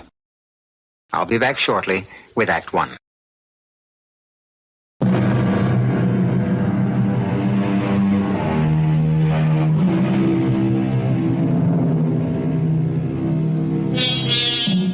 When you come to think of it, there's something rather sad about a summer cottage in midwinter. Its purpose is negated. Its rooms, built to contain the sounds of pleasure, are silent. Its meaning has been stripped from it. It is empty, or should be. But according to Stu Ralston, the summer cottage owned by Ken and Martha Harris out on Shadow Lake is not empty, and whoever is in it has no business there. You say you saw lights in the windows, Stu? That's right. Well, but all the utilities have been turned off for the winter. There's no electricity. Well, we left a couple of hurricane lamps in the utility room, Ken. Couldn't somebody have found those? It was a dim light. It could very well have been a lamp or even a couple of candles. Huh. Did you notice if there was a light in the utility room windows, Stu? No, I don't think there was. All I was aware of was the light in the living room and the shadow of a man walking past the front window, or maybe a woman. I couldn't be sure. Stu, what on earth were you doing out there in the first place? Oh, I just thought I'd drive out, you know. Looking for Claudia. Did you actually think you'd find Claudia out there? No, of course not. I suppose that was in the back of my mind, but I didn't really expect to find her. Our cottage was empty. Stu, Claudia has been missing since... Well, it's almost a year now. Do you think it's healthy to keep on this way? I haven't thought much about what's healthy and what isn't, Martha. The police have Claudia listed as a missing person. Case closed. Well, that's all right for them. They weren't married to her. They didn't love her. I do. I can't just give her up that easily. But out at Shadow Lake, in the middle of winter? Well, she used to go there when she was upset about things. Even in the wintertime, she liked to be alone sometimes. Stu, I know it's a hard thing for you to believe, but don't you think it's likely that Claudia just took off on her own? She was always restless. Claudia might have left me, yes, but she would never have gone without telling me she was going. No, I wouldn't have thought so. So, what does that leave? She was abducted, maybe killed. I don't know. If she could, I believe she'd have got in touch with me by this time. I just wanted to let you know about the cottage. How about a brandy, Stu? No, thanks. I have to get back to my place. Stu, don't let it just devour you this way. You're very sweet to be concerned, Martha. I'll be all right. Ken, will you come to bed? Or are you going to spend the whole night roaming around worrying? Well, I'm disturbed about the cottage. I think I'll drive out there tomorrow. To Shadow Lake? Yeah. What in the world for? Well, I want to see if any damage has been done. You know, just check up on things. Well, I think it's silly. Now, you haven't been feeling too well, and I don't think going out there all upset would be any good for you. I'm all right. The drive into the country will do me good. Well, you don't have to go. Oh, I'll go if you insist on going. Well, I'd really rather you didn't. Why? Well, what if they should still be out there? I'll pick up a club and go for them, same as you.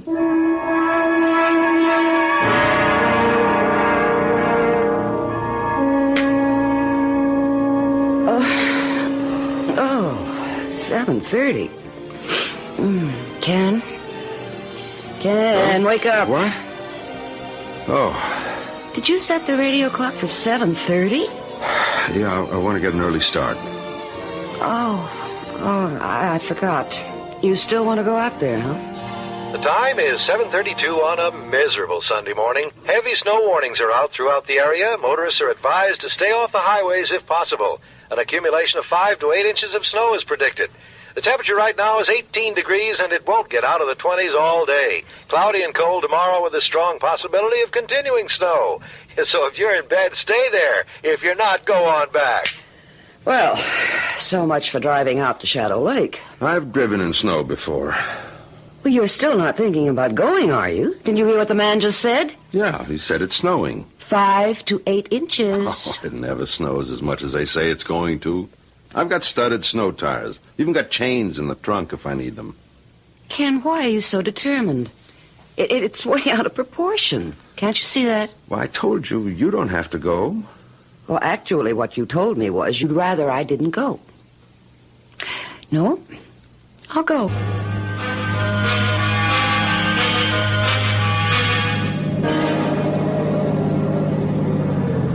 Ken, come on. Enough is enough. Let's turn back. I can't even see where we're going. That's all right, as long as I can. Now just be still and let me drive.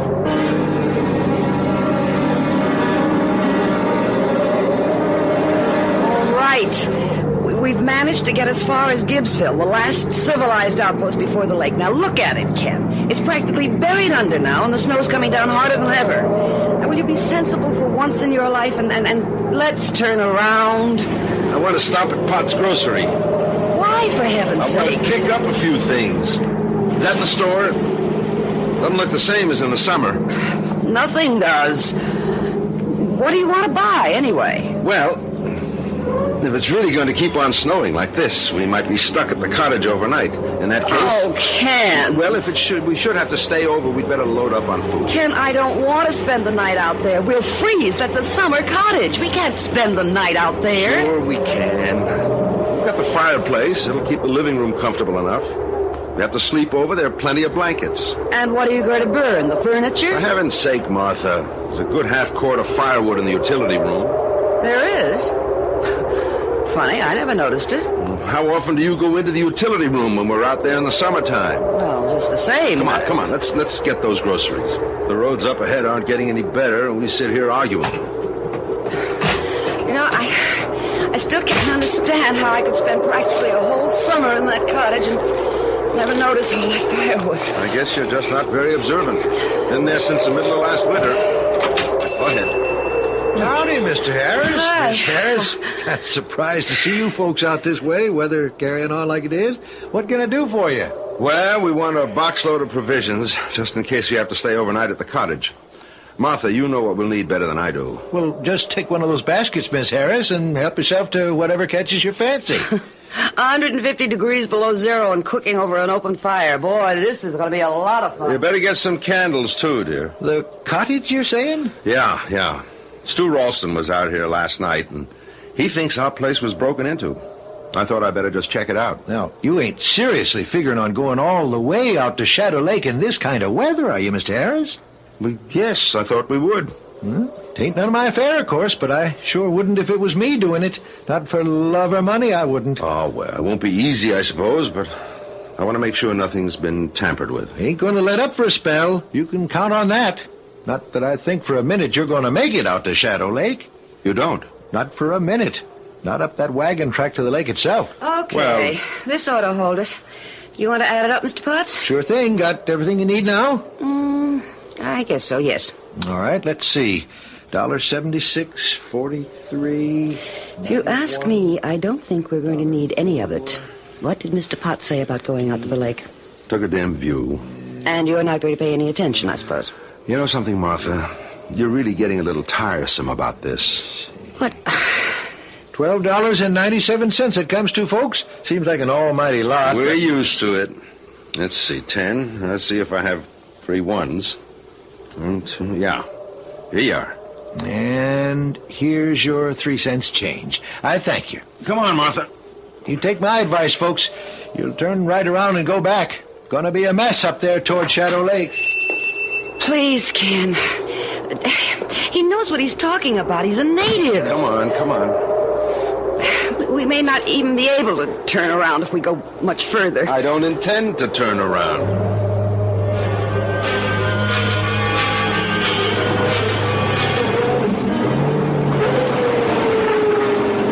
Okay. You wouldn't listen to me or Lou Potts. So now we're stuck. Stop sounding like doomsday. I can rock us out of here.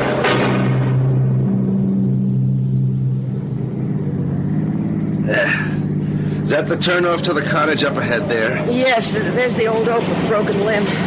Are you actually going to try to drive up that ruddy little lane to the cottage? Doesn't look good, does it? No. I guess I better not try it. Oh, thank goodness. Well, we've had a nice Sunday morning drive. Now I just hope we can get back. Oh, listen, there's plenty of gas in the tank. You sit here. Keep the motor idling so the heater works and you'll be perfectly comfortable. I'm going to walk back to the cottage. Oh, Lord, give me strength. I've got boots and fleece-lined gloves and a warm coat, and I've got a cap that pulls down over my ears. Now, why shouldn't I walk? Snow up to his armpits, and he wants to know why I shouldn't walk. Oh, what is it, a mile and a quarter? If I can't walk that far, snow or no snow, I'd better give up. Okay, I'm coming with you. Are you out of your mind? Sure, we both are. Well, what are we sitting here for? Let's get going.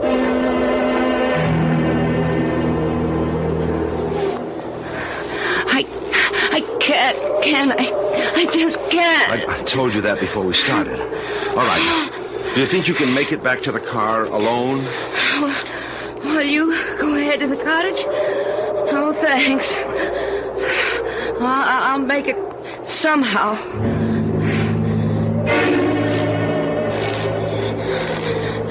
Ken, please. Don't lie down. And this, don't you know better than to lie down in snow now? I have to. Ken, I'm so tired. Stay on your feet. Martha. Just a little while. Don't lie down.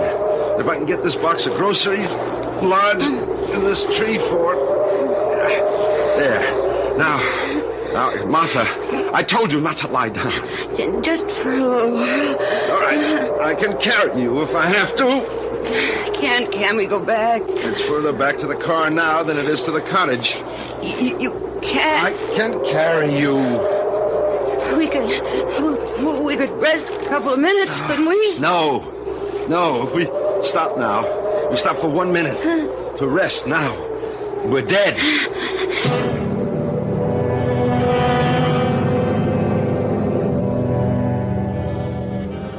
They say it isn't a particularly unpleasant way to die, freezing to death. There's no pain. You simply drift off to sleep, and that's all there is to it. Seems to me the only people who can tell you with any authenticity what it's like to die, no matter what way, are the people who have died, and they don't come back to talk about it, do they? I'll be back shortly with Act 2.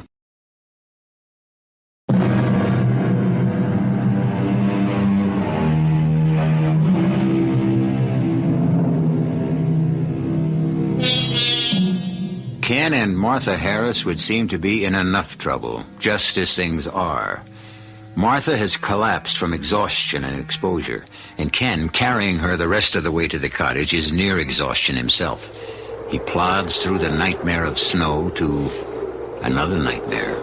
For what awaits him at the cottage, if he makes it, is far more terrifying than any accumulation of clean white snow. Martha, I can see it. I can see the cottage. Oh, Lord, don't, Martha. Don't go to sleep. We're going to make it. Don't let yourself sleep. Oh, we're here. Look, here are the steps. So heavy. Why should she be so heavy? Martha! Oh, worst thing. Panic. I'm tired, that's all. Keys. Martha, do you think you could stand up for a minute while I just get into my pocket? I've got only these two hands, and I have to. Martha, could you just try... Hey, you are helping. Oh, thank heaven. You're not... Okay, now, just... Oh, we made it. You hear me, Martha? We made it. Oh, now, just as far as... Just to the rocking chair, remember? You always liked the rocking chair. Are we home? We're in the cottage, Martha. We made it. Going to be all right. Can I just take a little sleep? No, not yet. I've got to start a fire. It'll warm the room up. But until it does, I want you to stay awake. Oh, poor Ken. I give you such a hard time. If you just stay awake, everything will be all right. Just don't go to sleep.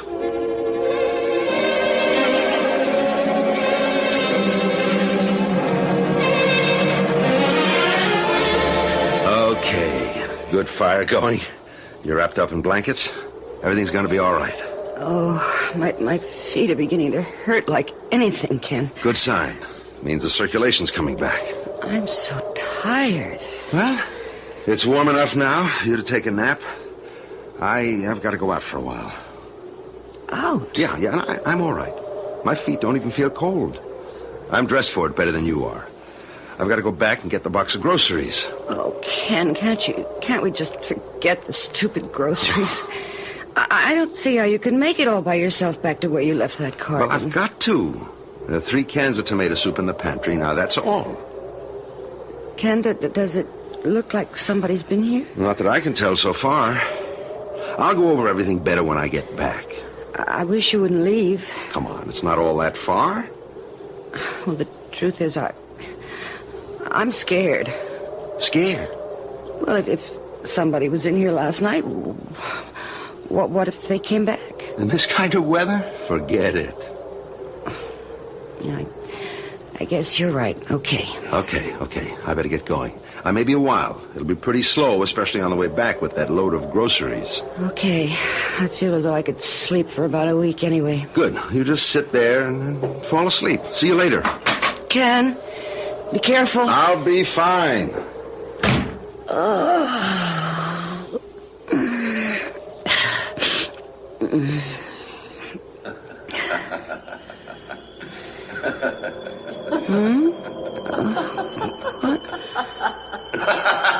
What?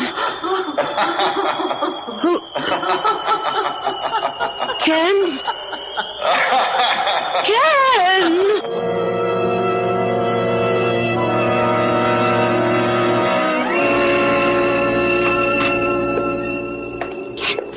Be quiet. Don't make any noise. What the hell are you doing wandering around without even any shoes on? Shh.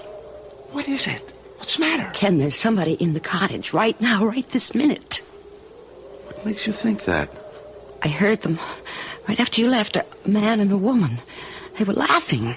Right after I left? Yeah, I went to sleep. I couldn't have been more than a minute, and they woke me up with their laughing. Well, you must have dreamed it. No, absolutely not. I was not dreaming. The laughing woke me up, and they kept on for a while.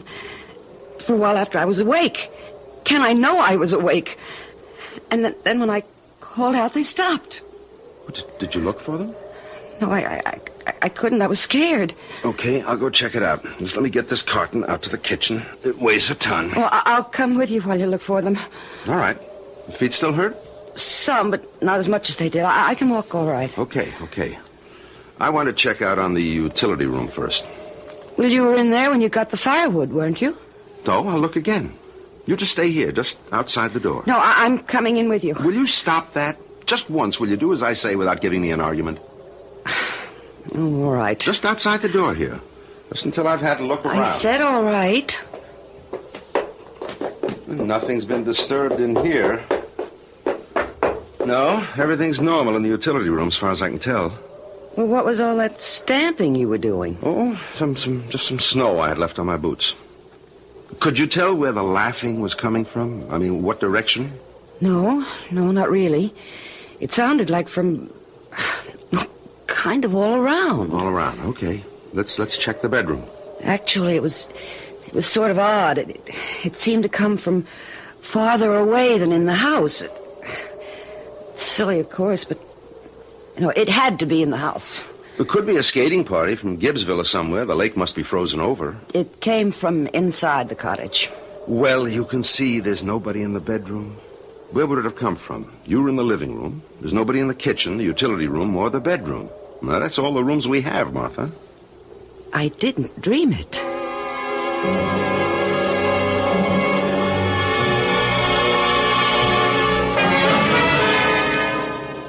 You want another hot dog, Ken? Good Lord, no.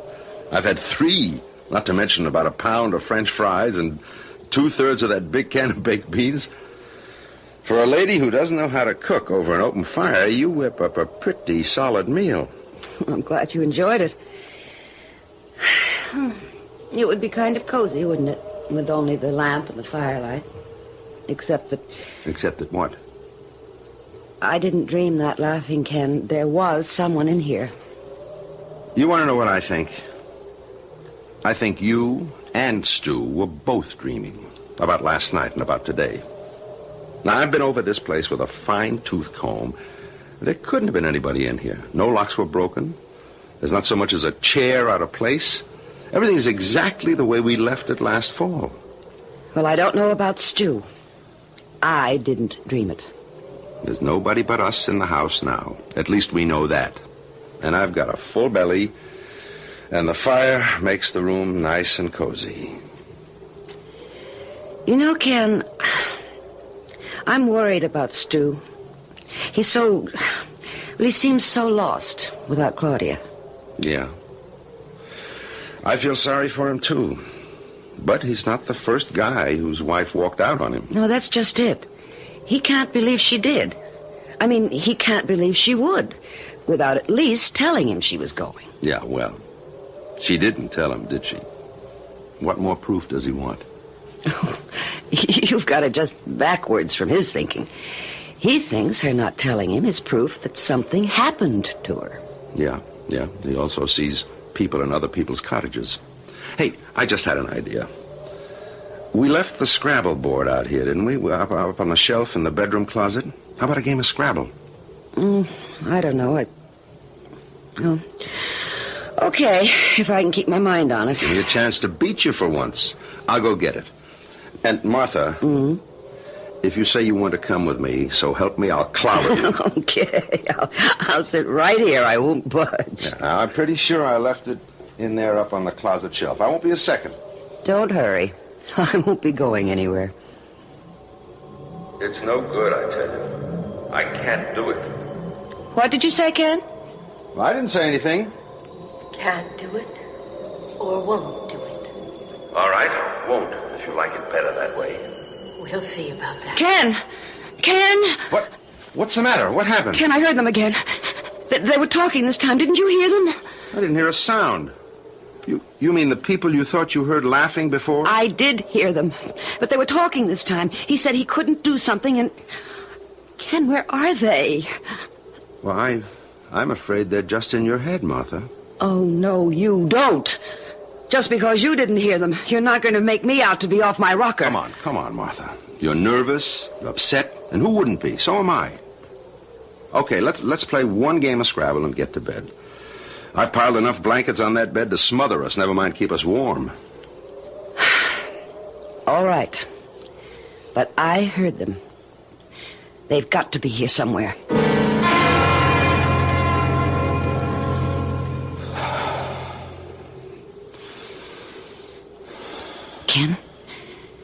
Ken, wake up.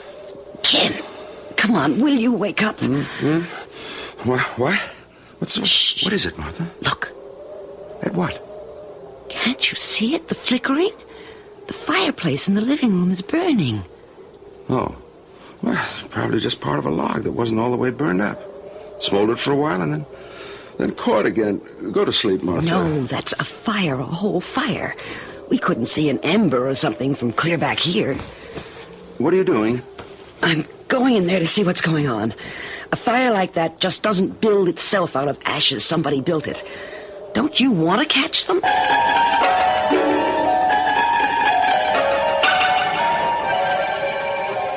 right. Now, don't talk. We'll just sneak up to the living room door and see what's going on, okay? Okay. Did you hear something? Not a damn thing. Don't talk anymore. Just let me get a look through the door and... Good Lord. I can't understand why you're so glum this evening. You seemed happy enough this afternoon. Ken, it's Claudia. Can't you see her? She's come back. It's Claudia. Dear God. It's Claudia. Shh, be quiet. They'll hear you. I don't think so, Martha. I don't think they can hear us. It's not as if I'd dragged you out here or something. You might as well have. You knew I didn't want to come. It can't be. Ken, that man looks like you. Yes. But it can't be. Apparently it can be, Martha.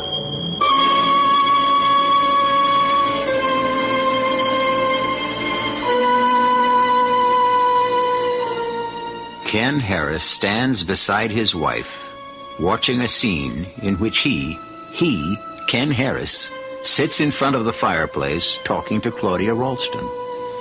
That adds up to 2 Ken Harrises in the same house at the same time. Impossible?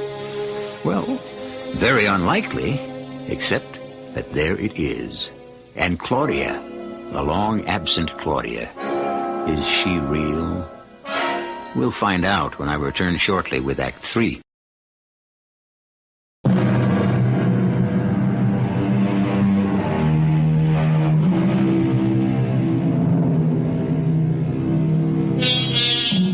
It is held by some that events of great dramatic impact may leave their imprint so deeply stamped upon the scene of their occurrence that it is never totally erased, not by the absence of the participants, nor by the passage of time.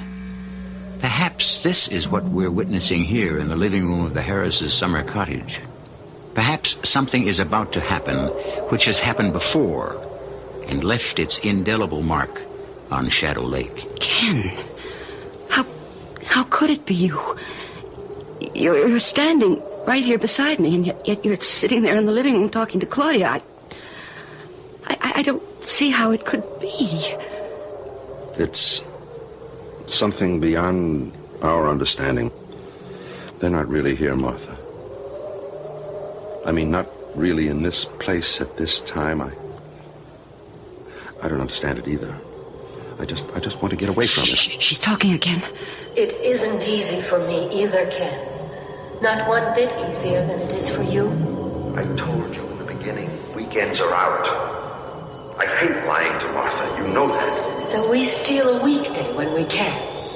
We come out here and have a cold, miserable afternoon and a short evening together and then go back to the city and wait for our next chance to sneak away. We said in the beginning, and you agreed that... I know what we said in the beginning, and I can't stand this hole-in-the-corner business much longer. That was all it was ever meant to be. You should never have let it start. Well, we did let it start. You can't undo that. And now it's not enough. It's too much. I think we have to stop now. It's gone much further than we meant it to. They just faded away. They're gone. They were never here, Martha. They weren't real. And the fire is dead. And everything is just gone. It was, I don't know, some kind of illusion. We imagined it. It was something that happened before, wasn't it? Something that actually happened. You and Claudia out here together. Martha, if you'll just... Which weekend was it, Ken? The time you had to go to Chicago to close that deal with whoever it was that time? That's enough. We're going to get dressed and get the hell out of this place before it drives us both nuts. Now, where did... No, we're not. We're staying right here. But, Martha... I'm scared. But I have a feeling they'll be back. And I'm staying till the end. All right. If you want to see the end, we'll stay. You'll be sorry, but we'll stay.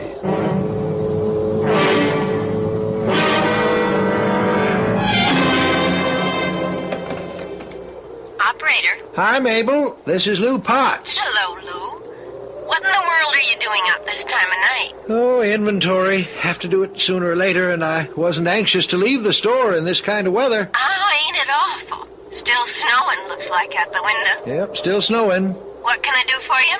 Do you happen to know, is the sheriff still in his office, or did he close up and go home? In his office 5-10 minutes ago. Why? Want me to ring him? No, I just thought if it turns out he's still in his office, maybe I'd stop by and say hello. Some kind of trouble going on, Lou? Wouldn't you know it before I did if there was?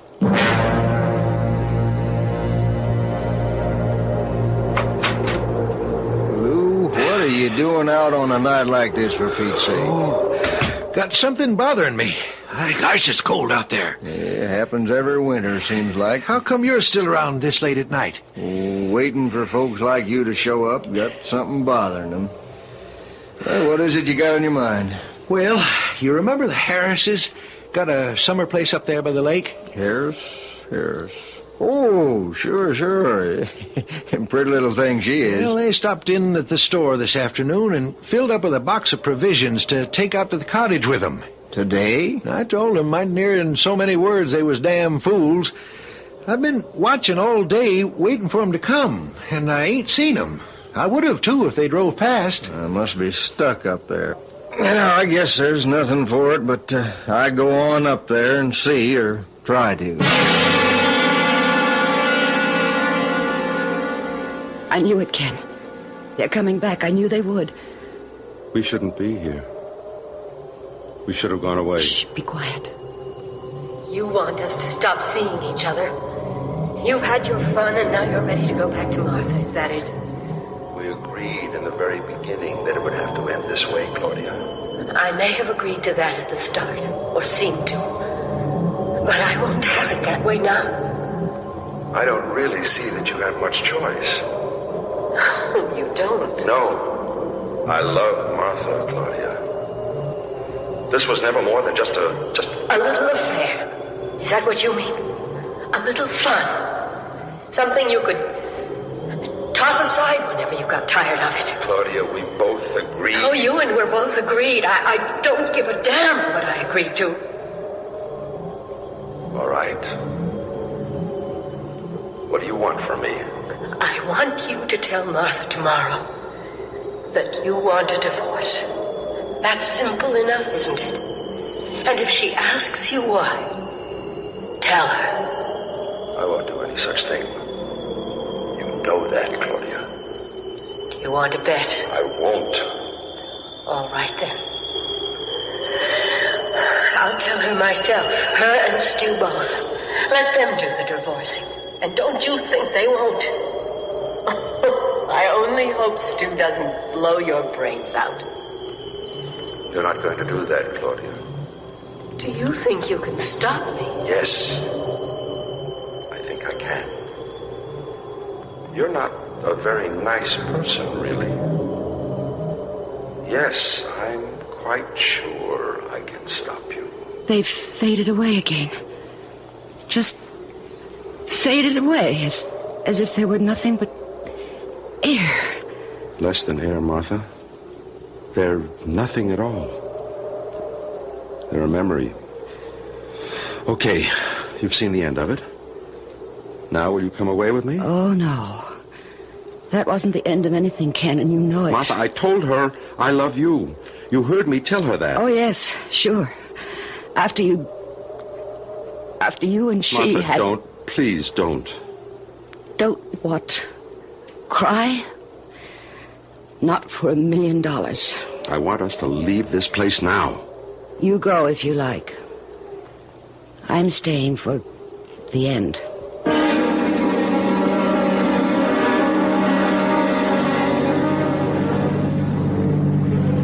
Well, they must have made it as far as the turnoff anyway. I ain't seen hide nor hair of the car. Oh, there it is. Yep, up ahead there. That heap of snow? Yeah, must be. Stopped just this side of the turnoff to the lake. I sure hope they had enough gas to keep the heater going. Else they're frozen to death by now. Yeah. Well, don't look like there's anybody in the car, Lou. I guess I'll just have to walk on up there myself. Why, you're as crazy as they are, Al. Yep. Now you sit here and stay warm, Lou. I got snowshoes in the trunk. Son of a gun. Now, who'd think of snowshoes? A night like this, a sheriff would. Don't know why I didn't open a grocery store instead of running for sheriff. It's weird. The way they just materialize. It isn't real. Shh. Why are you looking at me like that, Ken? If you have anything silly in mind, you can just forget it. Silly? Just don't look at me that way. What way, Claudia? As if you could... Almost as if you could kill me. I wouldn't, of course, if there were any other way. But there isn't. Come on, Ken. You're kidding. I won't have you telling Martha about you and me. I won't put her through a thing like that. If I have to kill you to prevent it, why then... Okay. Then I'm sorry. I didn't realize you felt so strongly about it. We'll just forget the whole thing, okay? Well, don't just sit there shaking your head at me. I won't say a word to Martha or to Stu either about us, Ken. I promise you. I don't believe you. But that's just the point, Ken. I'm telling you, you can believe me. I promise. A moment ago, you said you don't give a damn what you promised. That was just...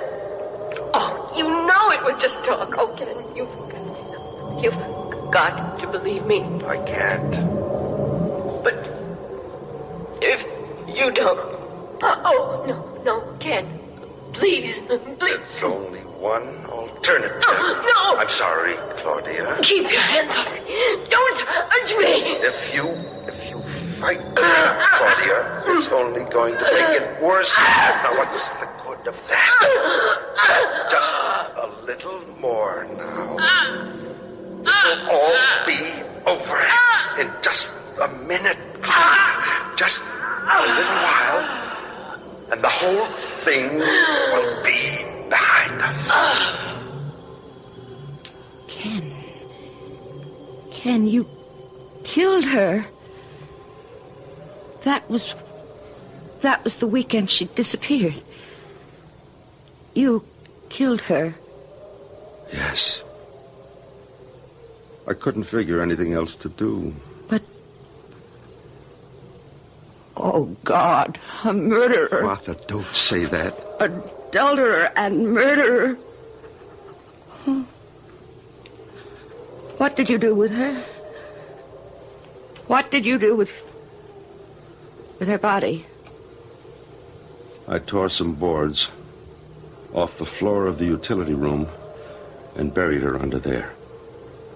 The utility room? You mean she's under there now, under that floor right this minute? Yes. All last summer. Every weekend, all last summer, we were out here, laughing and having fun, and she... I wasn't having much fun. So, what do we do now? I'll go to the sheriff's office and give myself up. You intend to confess? What else is there to do? I'm glad it's over. I don't think I can walk to the car. I'll carry you. We can make it. There's nobody else who knows about this, is there? Just me. Nobody else even suspects. It doesn't matter. I told you, I'm going to give myself up. I know what you told me. It would be so easy. What would be easy? You carry me part of the way, far enough so I can't get back, and then just leave me in the snow to die. The way you might have done yesterday. Martha! You're a murderer. You killed Claudia to save yourself. Why not me? I wouldn't. Martha, you know I wouldn't. Well, there's only one way to find out for sure, isn't there? Let's go.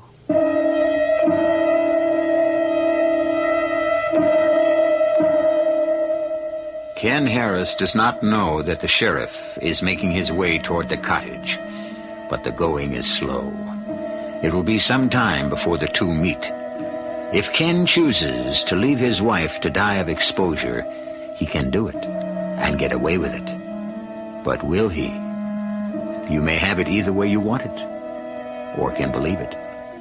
Whatever you decide, I'll be back in a few minutes.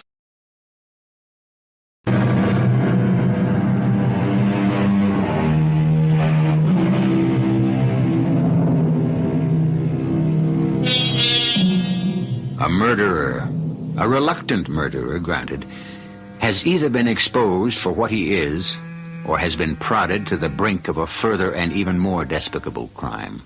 And the force that brought him to this plight was supernatural, according to our present standards of what is and what is not natural.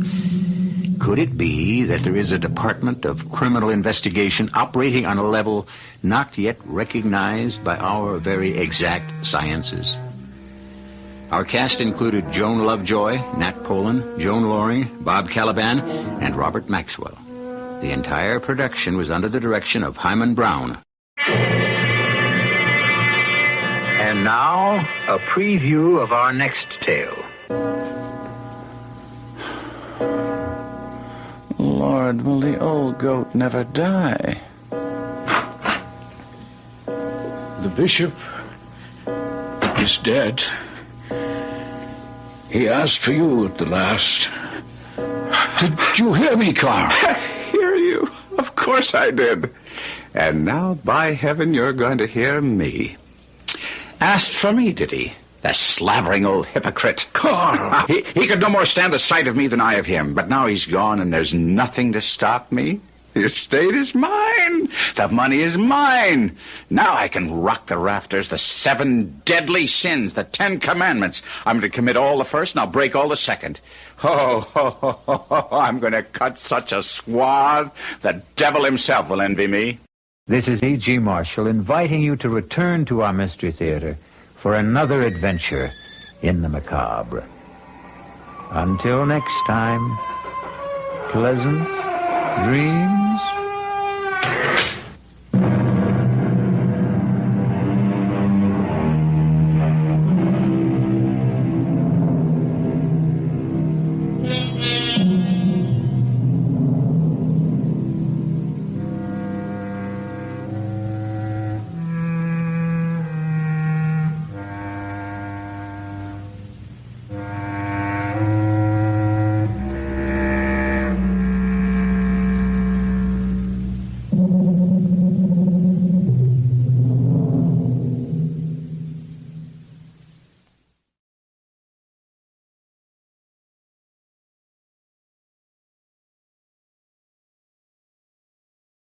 The CBS Radio Mystery Theater presents...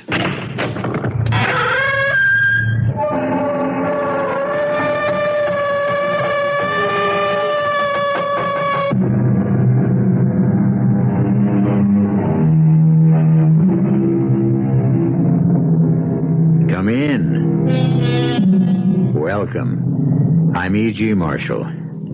The setting on your dial is the passport to a shadowland of mystery and terror, and you can travel as far and as long as your imagination will permit. In ancient times, evil was usually the work of people who were monstrous, grotesque, and psychotic. Today's perpetrators, for the most part, are quite banal. Many of them lead what can only be described as normal lives. Some of them have achieved such heights of respectability that their deeds are no longer considered evil. Oh, for the good old days when villains were villains and performed with style and flair. Today's faceless scoundrels don't even get any fun out of their own evil. What a charming lady. Where, Harry? Near the window. She's beautiful. She certainly is. Introduce me. I'd rather not. Why? Well, you're a married man. What's that have to do with anything? You'll have an affair with her. Well, you're crazy. I love my wife. I haven't thought about another woman in 15 years. I'm sure you haven't. And I'll introduce myself. Harry. Please. I have a feeling. that this woman is going to kill you. Are you sure you're all right? I know it sounds crazy. But please, keep away from her. She'll kill you.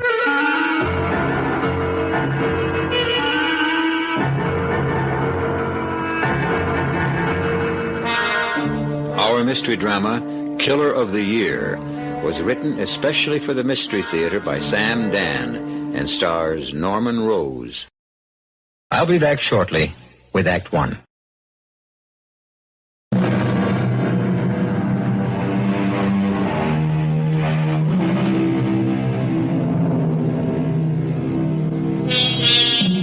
Evil.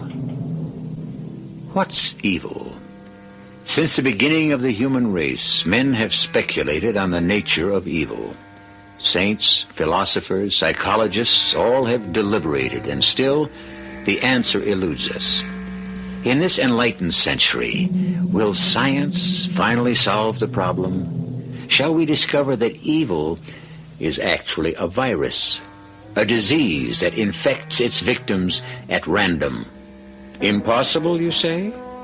Perhaps. But how do you account for the fact that so many people are suddenly stricken? So many of the most unlikely people. People like Harry Johnson. Turn around, Harry. Let me look at you. Oh, no, dear. The gold cufflinks. Well, that's too formal. Well, it's a formal occasion. All right. Who rang the bell before? Oh, it was a telegram. The president of your own company, Mr. G.G. Gresham himself.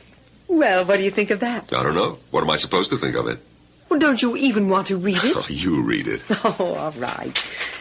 Congratulations. You are a credit to the corporation. Signed, G.G. Gresham. Oh. Well? Well, what? Do you realize what this means? Mr. Gresham himself, all the way out in Chicago. Mr. Gresham, who personally runs a $500 million corporation, knows about you. Knows about the award and is personal. Mr. Gresham has a PR department which handles this kind of nonsense. Oh, why do you call it nonsense? Because he couldn't care less. I beg to differ, Harry. When one of his executives... To him, I'm an employee. ...wins the Man of the Year award... In a tank town like Danvers Corners. This happens to be the county seat, and it's the third largest city in the state. Hey, let's hear it for Danvers Corners. Oh, don't pretend to be cynical, Harry, because you're not. My dear, I never set out to win this award. I mean, it wasn't deliberate. I didn't plan it. It wasn't part of a campaign to do myself some good. Well, it's recognition of the fact that you... I'm not after recognition. I like to work on community projects. I think it's the best investment of time I can make. Darling, when you took me home from our very first date, Mother came upstairs to my room for a chat. That was another world in those days, wasn't it? Oh, it certainly was. And Mother said, "Tell me all about him, dear." And I did. And she said, "You know, he sounds too good to be true." And Harry, she was right. And she still is. You are too good to be true. Oh, come on. I'm the same as everyone else. No, dear, you're not like everyone else. You have a conscience and you have ideals. And those things are in short supply today. Yeah. You know, Jenny, I think I have a headache. A headache? Why should you have a headache all of a sudden? I think my halo is on too tight. Oh. Come on, we'll be late for the bash.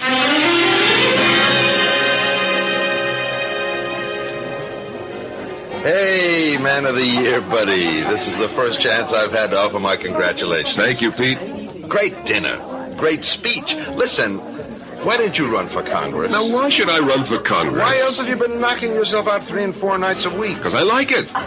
You mean it's all going to waste? It's not going to wind up doing you any good? Well, it makes me feel good. You know, coming from anyone else, it would sound like a line, but you, I believe. Hello, Pete. Jenny, congratulations, honey. Oh, thank you, Pete. Harry, have you met Wilma Sloan? Wilma Sloan? No, I don't think so. Oh, are you in for a treat? Although... Although what? You're so thoroughly married, you probably couldn't enjoy the sight of another beautiful woman. I'll introduce you, dear. Confident Jenny. Who is she? Well, she's the new librarian. And she'll be very happy to meet you. Oh, why? Well, she can thank you for her job. After all, dear, you're the one who raised the funds for the library campaign. Come on, you make it sound as if I did it single-handed. Wilma, I'd like you to meet my husband, Harry Johnson. How do you do? Wilma. Wilma Sloan? No, that isn't your name. You're not Wilma Sloan. I know you. That is... Well, I know your face. How could I ever forget your face? I stared at it for hours in that courtroom. I know your face from every angle. There were times when your eyes would wander among the rows of spectators, and sometimes they would meet mine, and we would look at each other for a brief moment. Do you recognize me? Do you know my face? How long was it? 4, no, 5 years ago. The company had sent me way, way up and out to the northwest, to a place called Centerville.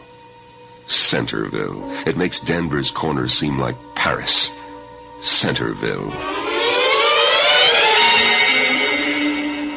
Got to be with us a spell, Mr. Johnson? Oh, 10 days, 2 weeks, I suppose. You from the Gresham Company? Yes, I have to run some sales training sessions, but they'll all be at night. Tell me, what's there to do around here in the daytime? Well, to tell the truth, there ain't nothing to do around here daytimes outside of hunting season. But you're in luck. Why? We got us a murder trial going. A murder trial? Yep. Been in all the papers. Well, the papers around here, I guess. Where's the trial being held? Well, in the courthouse. Where else? I'm fixing to go myself. I'll get the wife to take over the front desk. I'll drive you down there.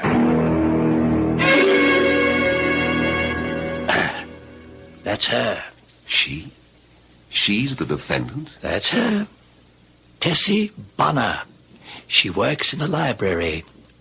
Maybe I should say she worked in the library. Well, she's a very beautiful woman. Yep. She's good looking. But she's a killer. Well, isn't that what the jury's supposed to decide? Hey, the jury's already decided. I know every one of them in that box. I can tell. But that's not right. You just listen to the testimony. You'll see.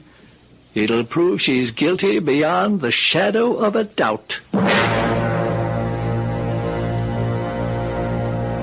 State your full name, please. Mrs. Edna Coyne. Well, I guess my full name would be Edna Amaryllis Coyne. Mm-hmm. And you rented an apartment to the defendant, Miss Teresa Bonner. Yes, sir. A 3-year lease. And the deceased. Was he a regular visitor? Oh, yes, indeed. He'd show up there 2, 3, sometimes 4 times a week. I said to my oldest girl, "Looks like we have a little love nest up there in 3G. And she said, "Oh, Ma, get with it. This is the new morality. I mean, so what do you prove if you have a document?" Well, I was going to tell her. And did you ever hear signs of an altercation? What? Arguments. Fights. Oh, no, I can't say that I did. I didn't hear a word until that night. Now then, suppose you tell us just exactly what you heard. Well, I was surprised. Surprised? Why? Well, you know, they was very quiet, usually. And all of a sudden, on this particular night, they start yelling at each other. Yelling? Well, maybe not yelling, but you could hear 'em all right. And he was saying, "It's over. It has come to an end." And she kept saying, "No, it's not over. It's just begun." She said, "I can't. I won't let you walk out on me." And he said, "We both knew it would have to end sometime." And she said, "It can only end when one of us is dead." And he said, "Don't be stupid." And she said, "I won't let you go. I can't let you go." And he said, "You knew from the start I was married." And she said, "Yes, and so did you." And... Yes, Miss Coyne? Well, she said, "If I can't have you, she can't have you either." And what did he say to that? He said, "Be sensible." And she said, "How can a woman in love be sensible?" And then the next thing I heard him say was, "You're crazy. You've gone mad. Put down that knife." You heard him say those exact words. Put down that knife. Yes, sir. And then what happened? And then I heard him yell. And then? And then I didn't hear anything. Well, I was scared, you know. I didn't know what to think. What did you do? Well, I thought for a minute. Then I walked up the stairs, and I went to her door. Yes. And I just stood there listening. Finally, I knocked on the door, and I said, "Miss Bonner, Miss Bonner, are you okay?" There was no answer. Well, I tried to turn the handle. The door wasn't locked. So I opened it, and I walked right into the apartment. And there I saw... Would you tell us what you saw? I saw him lying on the floor. He was dead. You're sure he was dead? Oh, yes. His chest was covered with blood. And where was the defendant? She was standing there near him, right in the middle of the room. And she was holding a big knife in her hand. And you could see blood on the blade. Would that be that large knife lying on the table marked Exhibit B? Yes, sir. Yes, sir, that's the knife. And she was holding that knife in her hand, and she was mumbling, "No one else can ever have you. No one else can ever have you." Mm-hmm. And what you've told us just now is exactly what you saw? Yes, sir. Exactly. I have no further questions. And through it all, she sat quietly at her table, next to her attorney, It was as if someone else were on trial. She hardly seemed to listen to anything that was being said. Occasionally, she would glance at the spectators. Her eyes would slowly sweep the room. From time to time, they would meet mine. And she would look at me. Or was it my imagination? But the trial came to an end finally. The jury left the room at 11:45 and returned promptly at 2. They had lunch between 12 and 1:30, so you can imagine how long they deliberated. But, of course, the verdict was obvious from the very outset. Guilty. Guilty of murder in the first degree.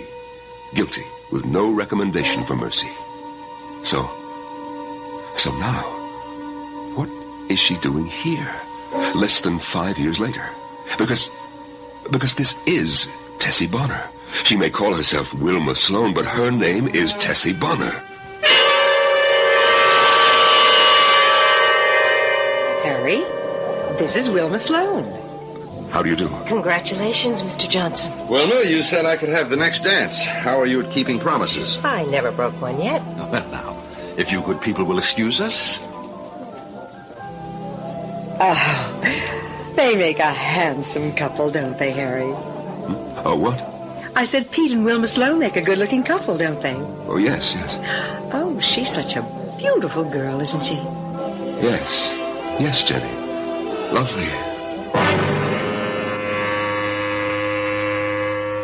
Lovely. If you're like a girl who knows how to use a knife. But is she the same one? Harry is absolutely certain. But if she's the same one, what indeed is she doing here? The state where she was tried still has the death penalty. At the very least, she should be in jail for a long, long time. Well, you'll only have to wait a short time till I return with some answers in Act 2.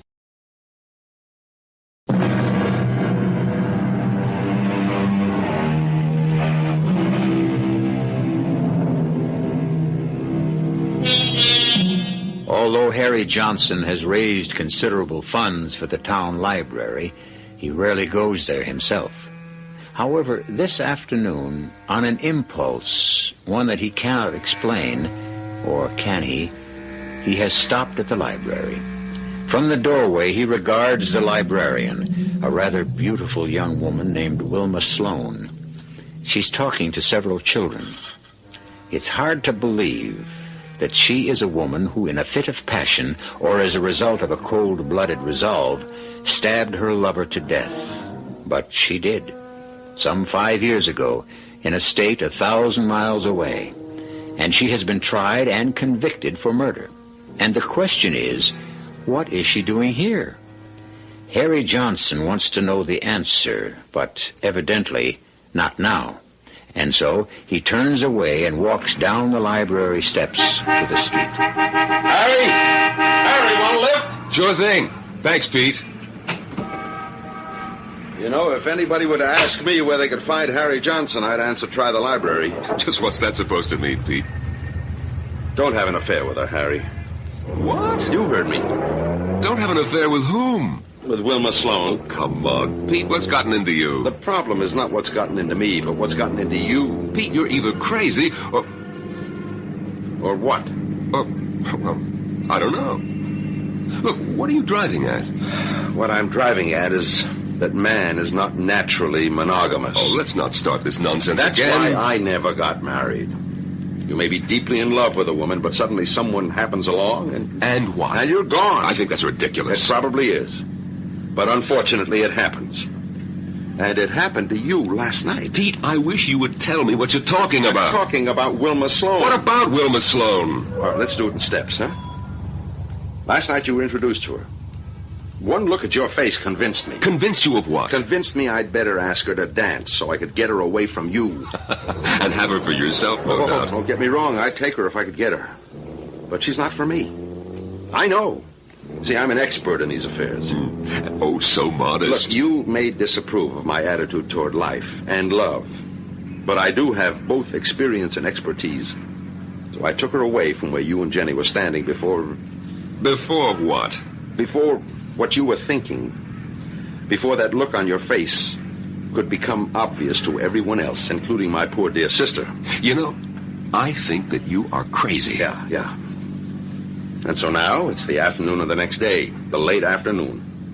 I'm downtown. I stop for a traffic light. Idly, I glance toward the library steps, thinking, of course, of that delectable new librarian. When who do I see walking up the steps? Why, my most faithful brother-in-law, Harry. A man whose rectitude has just earned him the Man of the Year award here in Danvers Corners. I can explain that. But I can explain it better. You walked up the steps. You paused. You're new at this business. You don't quite know how to go about it. So at the last minute, you lost your nerve and beat a hasty retreat. But, Pete, not one word of what you say is true. But you'll come back again. There always has to be a first time, Harry. And your first time is waiting in the wings.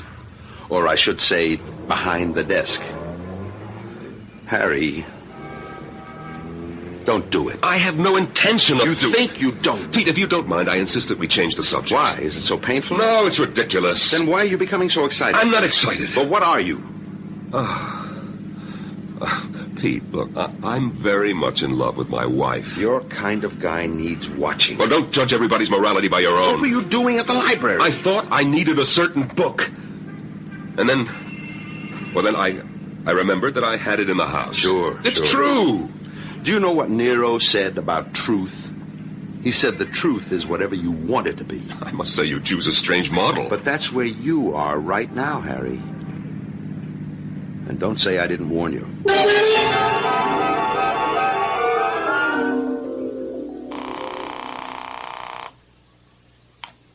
Hello, Centerville Motel. Yes, this is Mr. Harry Johnson. You wouldn't remember me. I was out there 5 years ago. I remember you fine, Mr. Johnson. You were with the Gresham Corporation. You spent 15 days here teaching sales seminars. You was in room 112 facing the lake. Yes, well, I may have to take a trip out there, and I wanted to know if the motel was still around. Oh, we're bigger and better than ever. Want me to make you a reservation? Well, my plans aren't firm yet. Well, sure, just give us a little notice. We always got room for you, Mr. Johnson. Yeah. I remember when I was out there, you had some excitement. Excitement? Here? Yes, you were having a trial, weren't you? Trial? Oh, yeah. Tessie Bonner. That's who it was. Yes. I remember I was in the courtroom when the jury brought in a guilty verdict. Oh, yes. That they did. Now, I wasn't there when the judge sentenced her. Tell me, what did she get? The rope. But then the governor said, oh, come on, you can't hang a woman. So he gave her life instead. Oh. Well, I guess she's still in jail. No, she's dead. Dead? But I say dead. That's the only way to figure. You see, they had a breakout from the women's penitentiary a couple of years ago. Wilma and a couple of others escaped. Oh, well, then why do you say that she's dead? Well, they made it up to the mountains, but they got caught in a snowstorm. And I guarantee you nobody could live through that one. Well, it's been nice talking to you, Mr. Johnson. You come up and see us real soon. Yes, thank you. Harry? Oh, hello, dear. Oh, I thought I heard someone come in the back door. I wanted to make sure it was you. Well, I saw a whole line of cars parked in front of the house, and then I remembered it's your women's club afternoon. We're just breaking up now. I didn't want to disturb anyone, so I just sneaked up the rear staircase. Oh, that's hardly a word you use in your own house. Sneaked. Incidentally, what are you doing home so early? Jenny, I have a problem. I just want to, sit and think it out. Oh, sounds grim. It probably is. What's it about? Well, it's concerned with the duties of a citizen. Uh-huh. Well, let me know how it works out. Oh, darling, would you mind doing something for me? You name it. Wilma Sloan is here, and she doesn't have her car, and nobody else is going her way. Oh, Wilma Sloan? You remember? You met her the other night at your award dinner. Darling, would you mind giving her a lift home? Would I mind? Well, I'd do it myself, except I've got to get dinner started.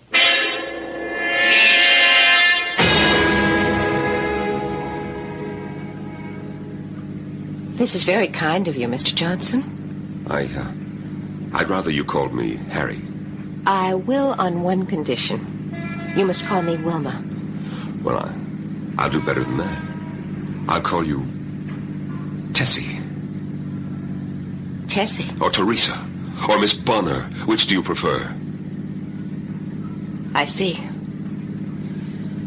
Well, what do we do now? I know what I should do. And what's that? Head for the police station and turn you over to the authorities. Why? Because you're an escaped convict. I know I'm an escaped convict, but why should you turn me over to the police? Why? Because it's my duty as a citizen. Oh. And you always do your duty as a citizen? I try to, at least to the best of my ability. And as you see it, it's your duty to return me to the penitentiary? Yes. Why? I never did you any harm. I killed a man who needed killing. You can't kill another human being just because you want to. What else was I to do?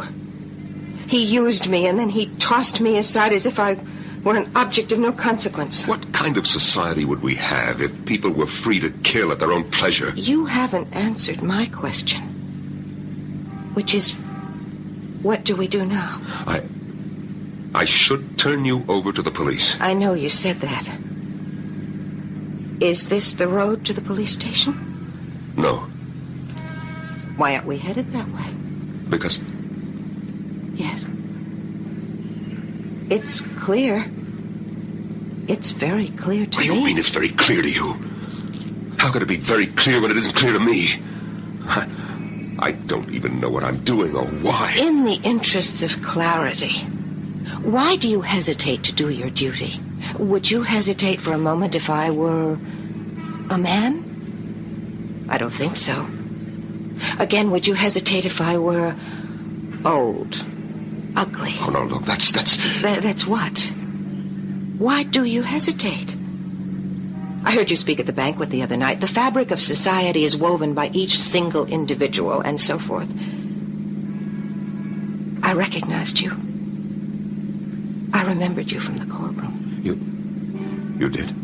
Oh, yes. And I said to myself, oh, if he remembers me, I'm gone. This is Mr. Pillar of the community himself in the flesh. I should turn you in, I should. But you won't. How do you know? Because you want me. Oh, come on, that's ridiculous. Of course it is, but you want me. And you're saying to yourself, here's the most attractive woman I ever met. You have an extremely high opinion of yourself. I must be the most attractive woman you ever met. Do you know why? Because I'm making you go against the habits of a lifetime. I haven't done anything yet. Oh, yes, you have. You're thinking, what a waste it would be to send her back to prison. You're not interrupting me now, are you? You're 40 years old. You never stepped out of line in your life. Aren't you bored with Jenny? I'm afraid you don't know everything.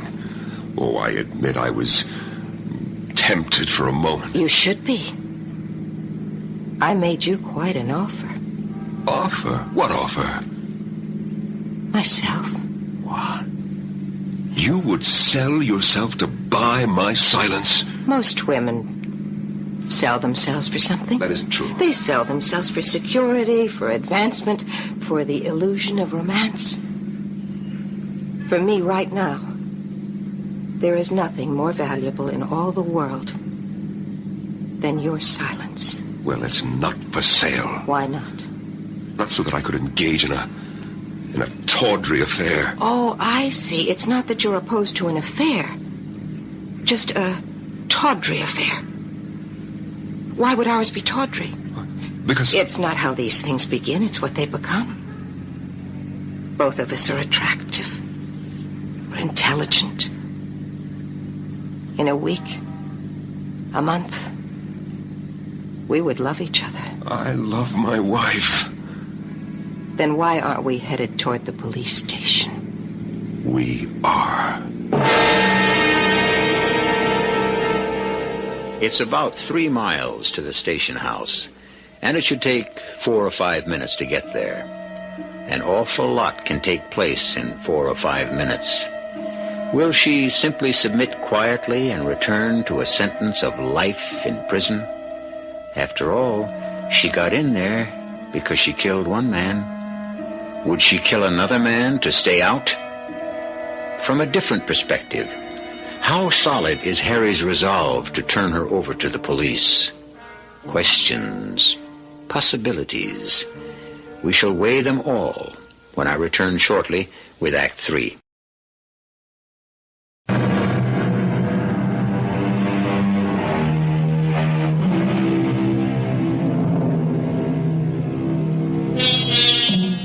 How does it begin? Where does it begin? Why does it begin? A man spends his years walking what we are pleased to call the straight and narrow, and suddenly he finds himself sorely tempted to break out of the social and religious mold he has formed for himself over the course of a lifetime. There are those who say man is naturally evil, and there are those who say that man is intrinsically good. Well, Harry Johnson can be a test case for either point of view.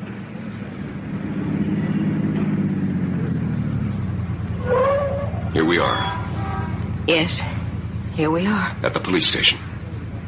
Do your duty, Mr. Harry Johnson. Do your duty as an upright, dedicated, concerned citizen. I will. Let's go.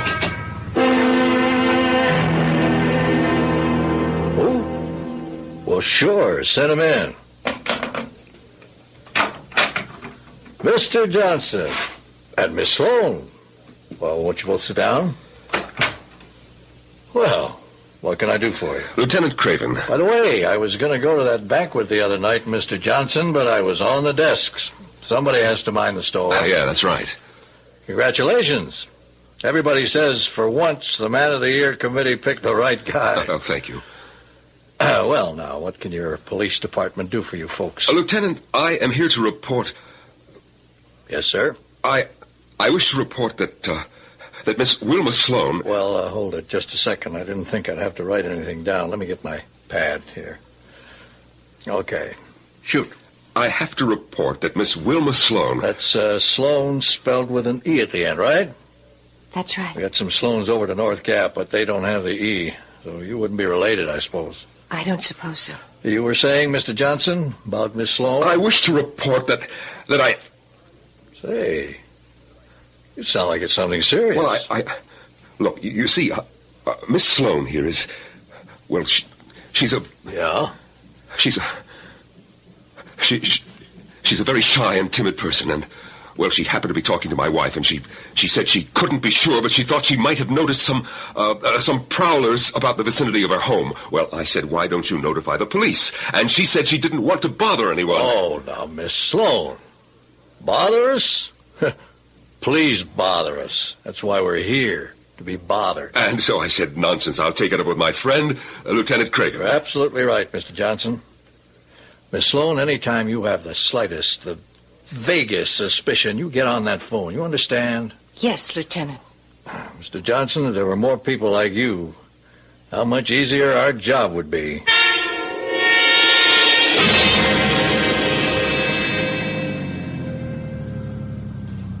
Thanks for the lift. Won't you come in? You know, you haven't said a word since we left the police station. I know. Good night. Good night? Just like that? No, not just like that. I suppose you should know why I did it. But I do know. It's not at all what you're thinking. It isn't? I thought about it. I kept thinking about what you had done. You killed a man who had behaved badly towards you. After all, he was married, and he had no right... Well, you were sentenced to prison. You had already served 2 years. 3. It isn't as if you're a professional killer. You won't do it again. You've been frightened enough, punished enough. In jail, you'd be a burden on society. Here, you're an asset to the community. You're productive. Harry, you can kiss me. I'm doing this because I think no useful purpose would be served... Harry, why don't you kiss me? You wanted to kiss me since you first saw me in that courtroom. Harry, kiss me. Wilma.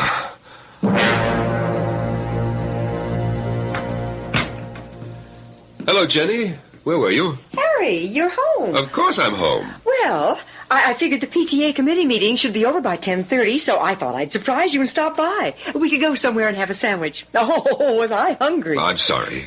But the school was dark. I guess the meeting ended early. Well, no. As a matter of fact, It never began. Oh? What do you mean? Well, there was no meeting. It was the wrong night. Oh, well, what did you do? Oh, I figured since I was out anyway, I'd pay old Jerry Phelan a visit. Jerry Phelan? Yes, you remember Jerry. He ran the newsstand near the railroad station since, I guess it must be the Civil War or something like that. Oh. Well, you see, now he's laid up sick. Everybody's forgotten him, and, well, he lives near the school. Oh, darling, that was very thoughtful and very sweet. Incidentally, dear, are you free Wednesday night? Well, sure. Why do you ask? Well, you do have a great many demands on your time. Do I? Well, yes, I suppose I do. But I mean, the way you ask that question. What do you mean? Are you free Wednesday night? A woman shouldn't have to talk that way to her own husband. Oh, Harry, you're the kind of a man who has to keep active working for the community, and, well, I don't mind at all. You don't? No, because, darling, it's the thing you need. You have to do it. You need fulfillment. It makes you a better man and a better husband. You know, Jenny, I never realized what a remarkable woman you are. Oh, thank you, kind sir. Why don't we go out now and have a snack somewhere? No, Harry, it's too late.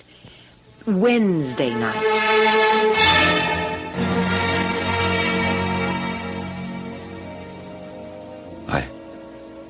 I have to go. So soon? It's close to 11. I suppose so. But I'll see you tomorrow night. Tomorrow? Oh. Well, tomorrow's Wednesday, isn't it? Well, we can't see each other. Why not?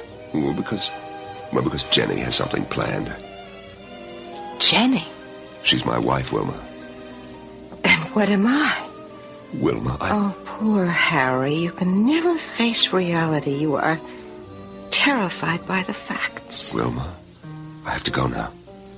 To Jenny? Of course. As we both know, she is my wife. Because she has the document. The document. That's how Mrs. Coyne expressed it at the trial. She has the document. Oh, Harry. Who has your heart? Oh, Wilma. I'll give you a call tomorrow or Thursday. Harry, won't you answer the question? No, I guess not. Because once you face up to that question, you'll have to accept the next step. You'll have to divorce Jenny. Divorce Jenny? Well, a man in my position doesn't divorce. Oh, I see. Your position doesn't divorce. How about you? Well, I could never do it. I could never... You're going home to her now. But answer this. Would you rather be alone with her? Or would you rather be alone with me?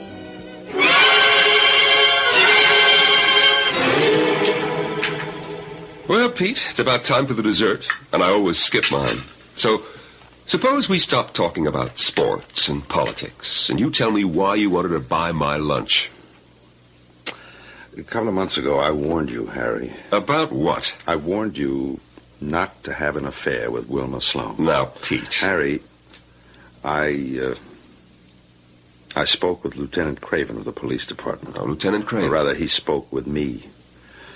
I will say he was embarrassed. What does Lieutenant Craven have to do with... Some time ago, you brought Wilma in to see him. It seems that she was too bashful to complain about prowlers in her neighborhood. Yes? Yes.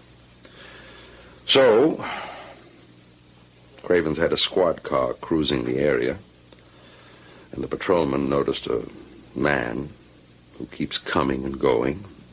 Oh. Yeah. Oh. Well, Craven's a good friend of mine, and he's put two and two together. What right does he have to... Come on, Jerry, come on. Craven worships the ground you walk on. He thinks you should be president. He's afraid if this gets out, and this kind of thing always does, you'll become a laughingstock. A guy like you, Mr. Morality himself. Why, people will eat this up. Oh, Pete, I don't know what to do. Okay, let's break it down. You in love with her? I don't know.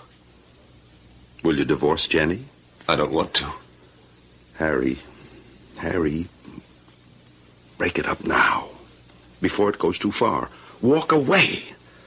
Because after a while, she won't let you. What do you mean? It's in her eyes. Those brilliant eyes. There's something sharp, like steel. To get what she wants, she'll do anything. She's the kind who could kill you. Oh, that's ridiculous. Harry, you've been married 15 years. Now, I don't say this because she's my sister, but she's a girl in a million, Jenny is, and you know it. Pete, it's like an illness. I know. I've been there before. But you can't end every illness by letting it run its course, because that way you take the chance it'll kill you. Harry, cure it. I don't know how to do that. You don't know how to, or you don't want to? All right, look. Your life's in a mess right now. Go away for a week. Go away? How? Come on, a guy in your position can suddenly realize he has to make a business trip. Get away from both of them and think out your problem. Decide what's important. Make up your mind. What do you really want?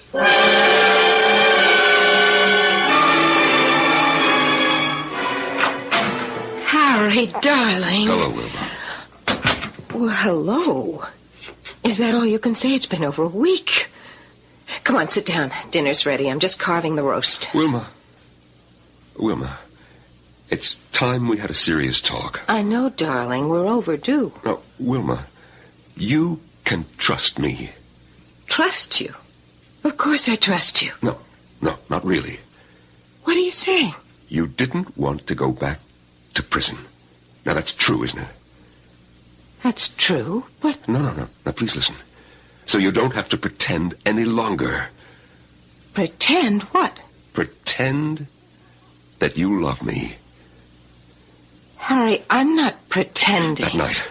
That first night, you said to me that my silence was the most important thing in the world, and that you were willing to buy it. Now, you said that. Yes, I said that. Well, you don't have to buy it any longer. Not that you ever had to buy it in the first place. So you thought I was buying you. You admitted it. You forget what else I told you that same night. I said it's not how these things begin, but what they become. And ours has become love. I love my wife. Now, look, this is over. It's come to an end. It's not over. It's just begun. I won't let you walk out on me. We both knew it would have to end sometime. It can only end when one of us is dead. Oh, Wilma, don't be stupid. My name isn't Wilma. Why do you call me Wilma? Because... Oh, good Lord. This is the way it happened before. The way... Yes, it has happened before, hasn't it? Oh, hasn't it, Charlie? Please, control yourself, Wilma. You know my name isn't Wilma, it's Tessie. Was that her name? Was that her name, Charlie? I'm not Charlie Reynolds or Ryan. I'm Harry. Harry Johnson. And you're safe. Your secret is safe with me. If I can't have you, she can't have you. Be sensible. A woman in love is never sensible. Don't be crazy. If I can't have you, no one can have you. You're mad. Put down that knife. I will kill you. No, Wilma. My name is Tessie. Wilma. I told you no one else can ever have you. No one else can ever have you.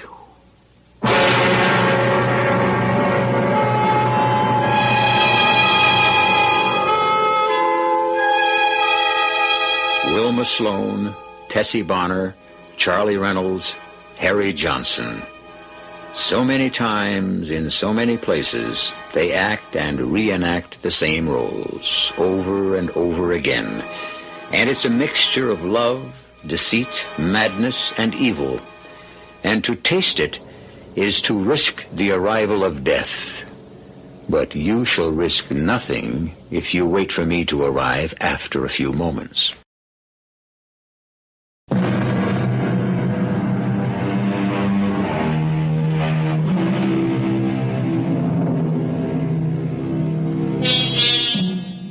And so, what is it? What is evil? Need it be nurtured carefully before it springs forth from the human breast? Or can it be a sudden thing, an alien thing? Our cast included Norman Rose, Terry Keane, Joan Shea, Nat Polan, and Ken Harvey. The entire production was under the direction of Hyman Brown. And now, a preview of our next tale. Miss Gwendolyn Wilkinson? Yes? My name is Inspector Stokes, my credentials. Oh, well, what can I do for you, Mr. I am afraid that you'll have to come to headquarters. Now? Yes, Miss Wilkinson, now. But why? What's wrong? You're wanted for questioning. Well, are you sure you're looking for me, Gwendolyn Wilkinson? Oh, yes, miss, there's no mistake. I don't understand. What is wrong? There has been a murder. What? Murder? Who? A Mr. Hazlitt. A Mr. Toby Hazlitt. Oh, but that's impossible. I just saw... Who would want to kill Mr. Hazlitt? That's what we'd like to find out from you, Miss Wilkinson. This is E.G. Marshall inviting you to return to our Mystery Theater for another adventure in the macabre. Until next time, pleasant dreams.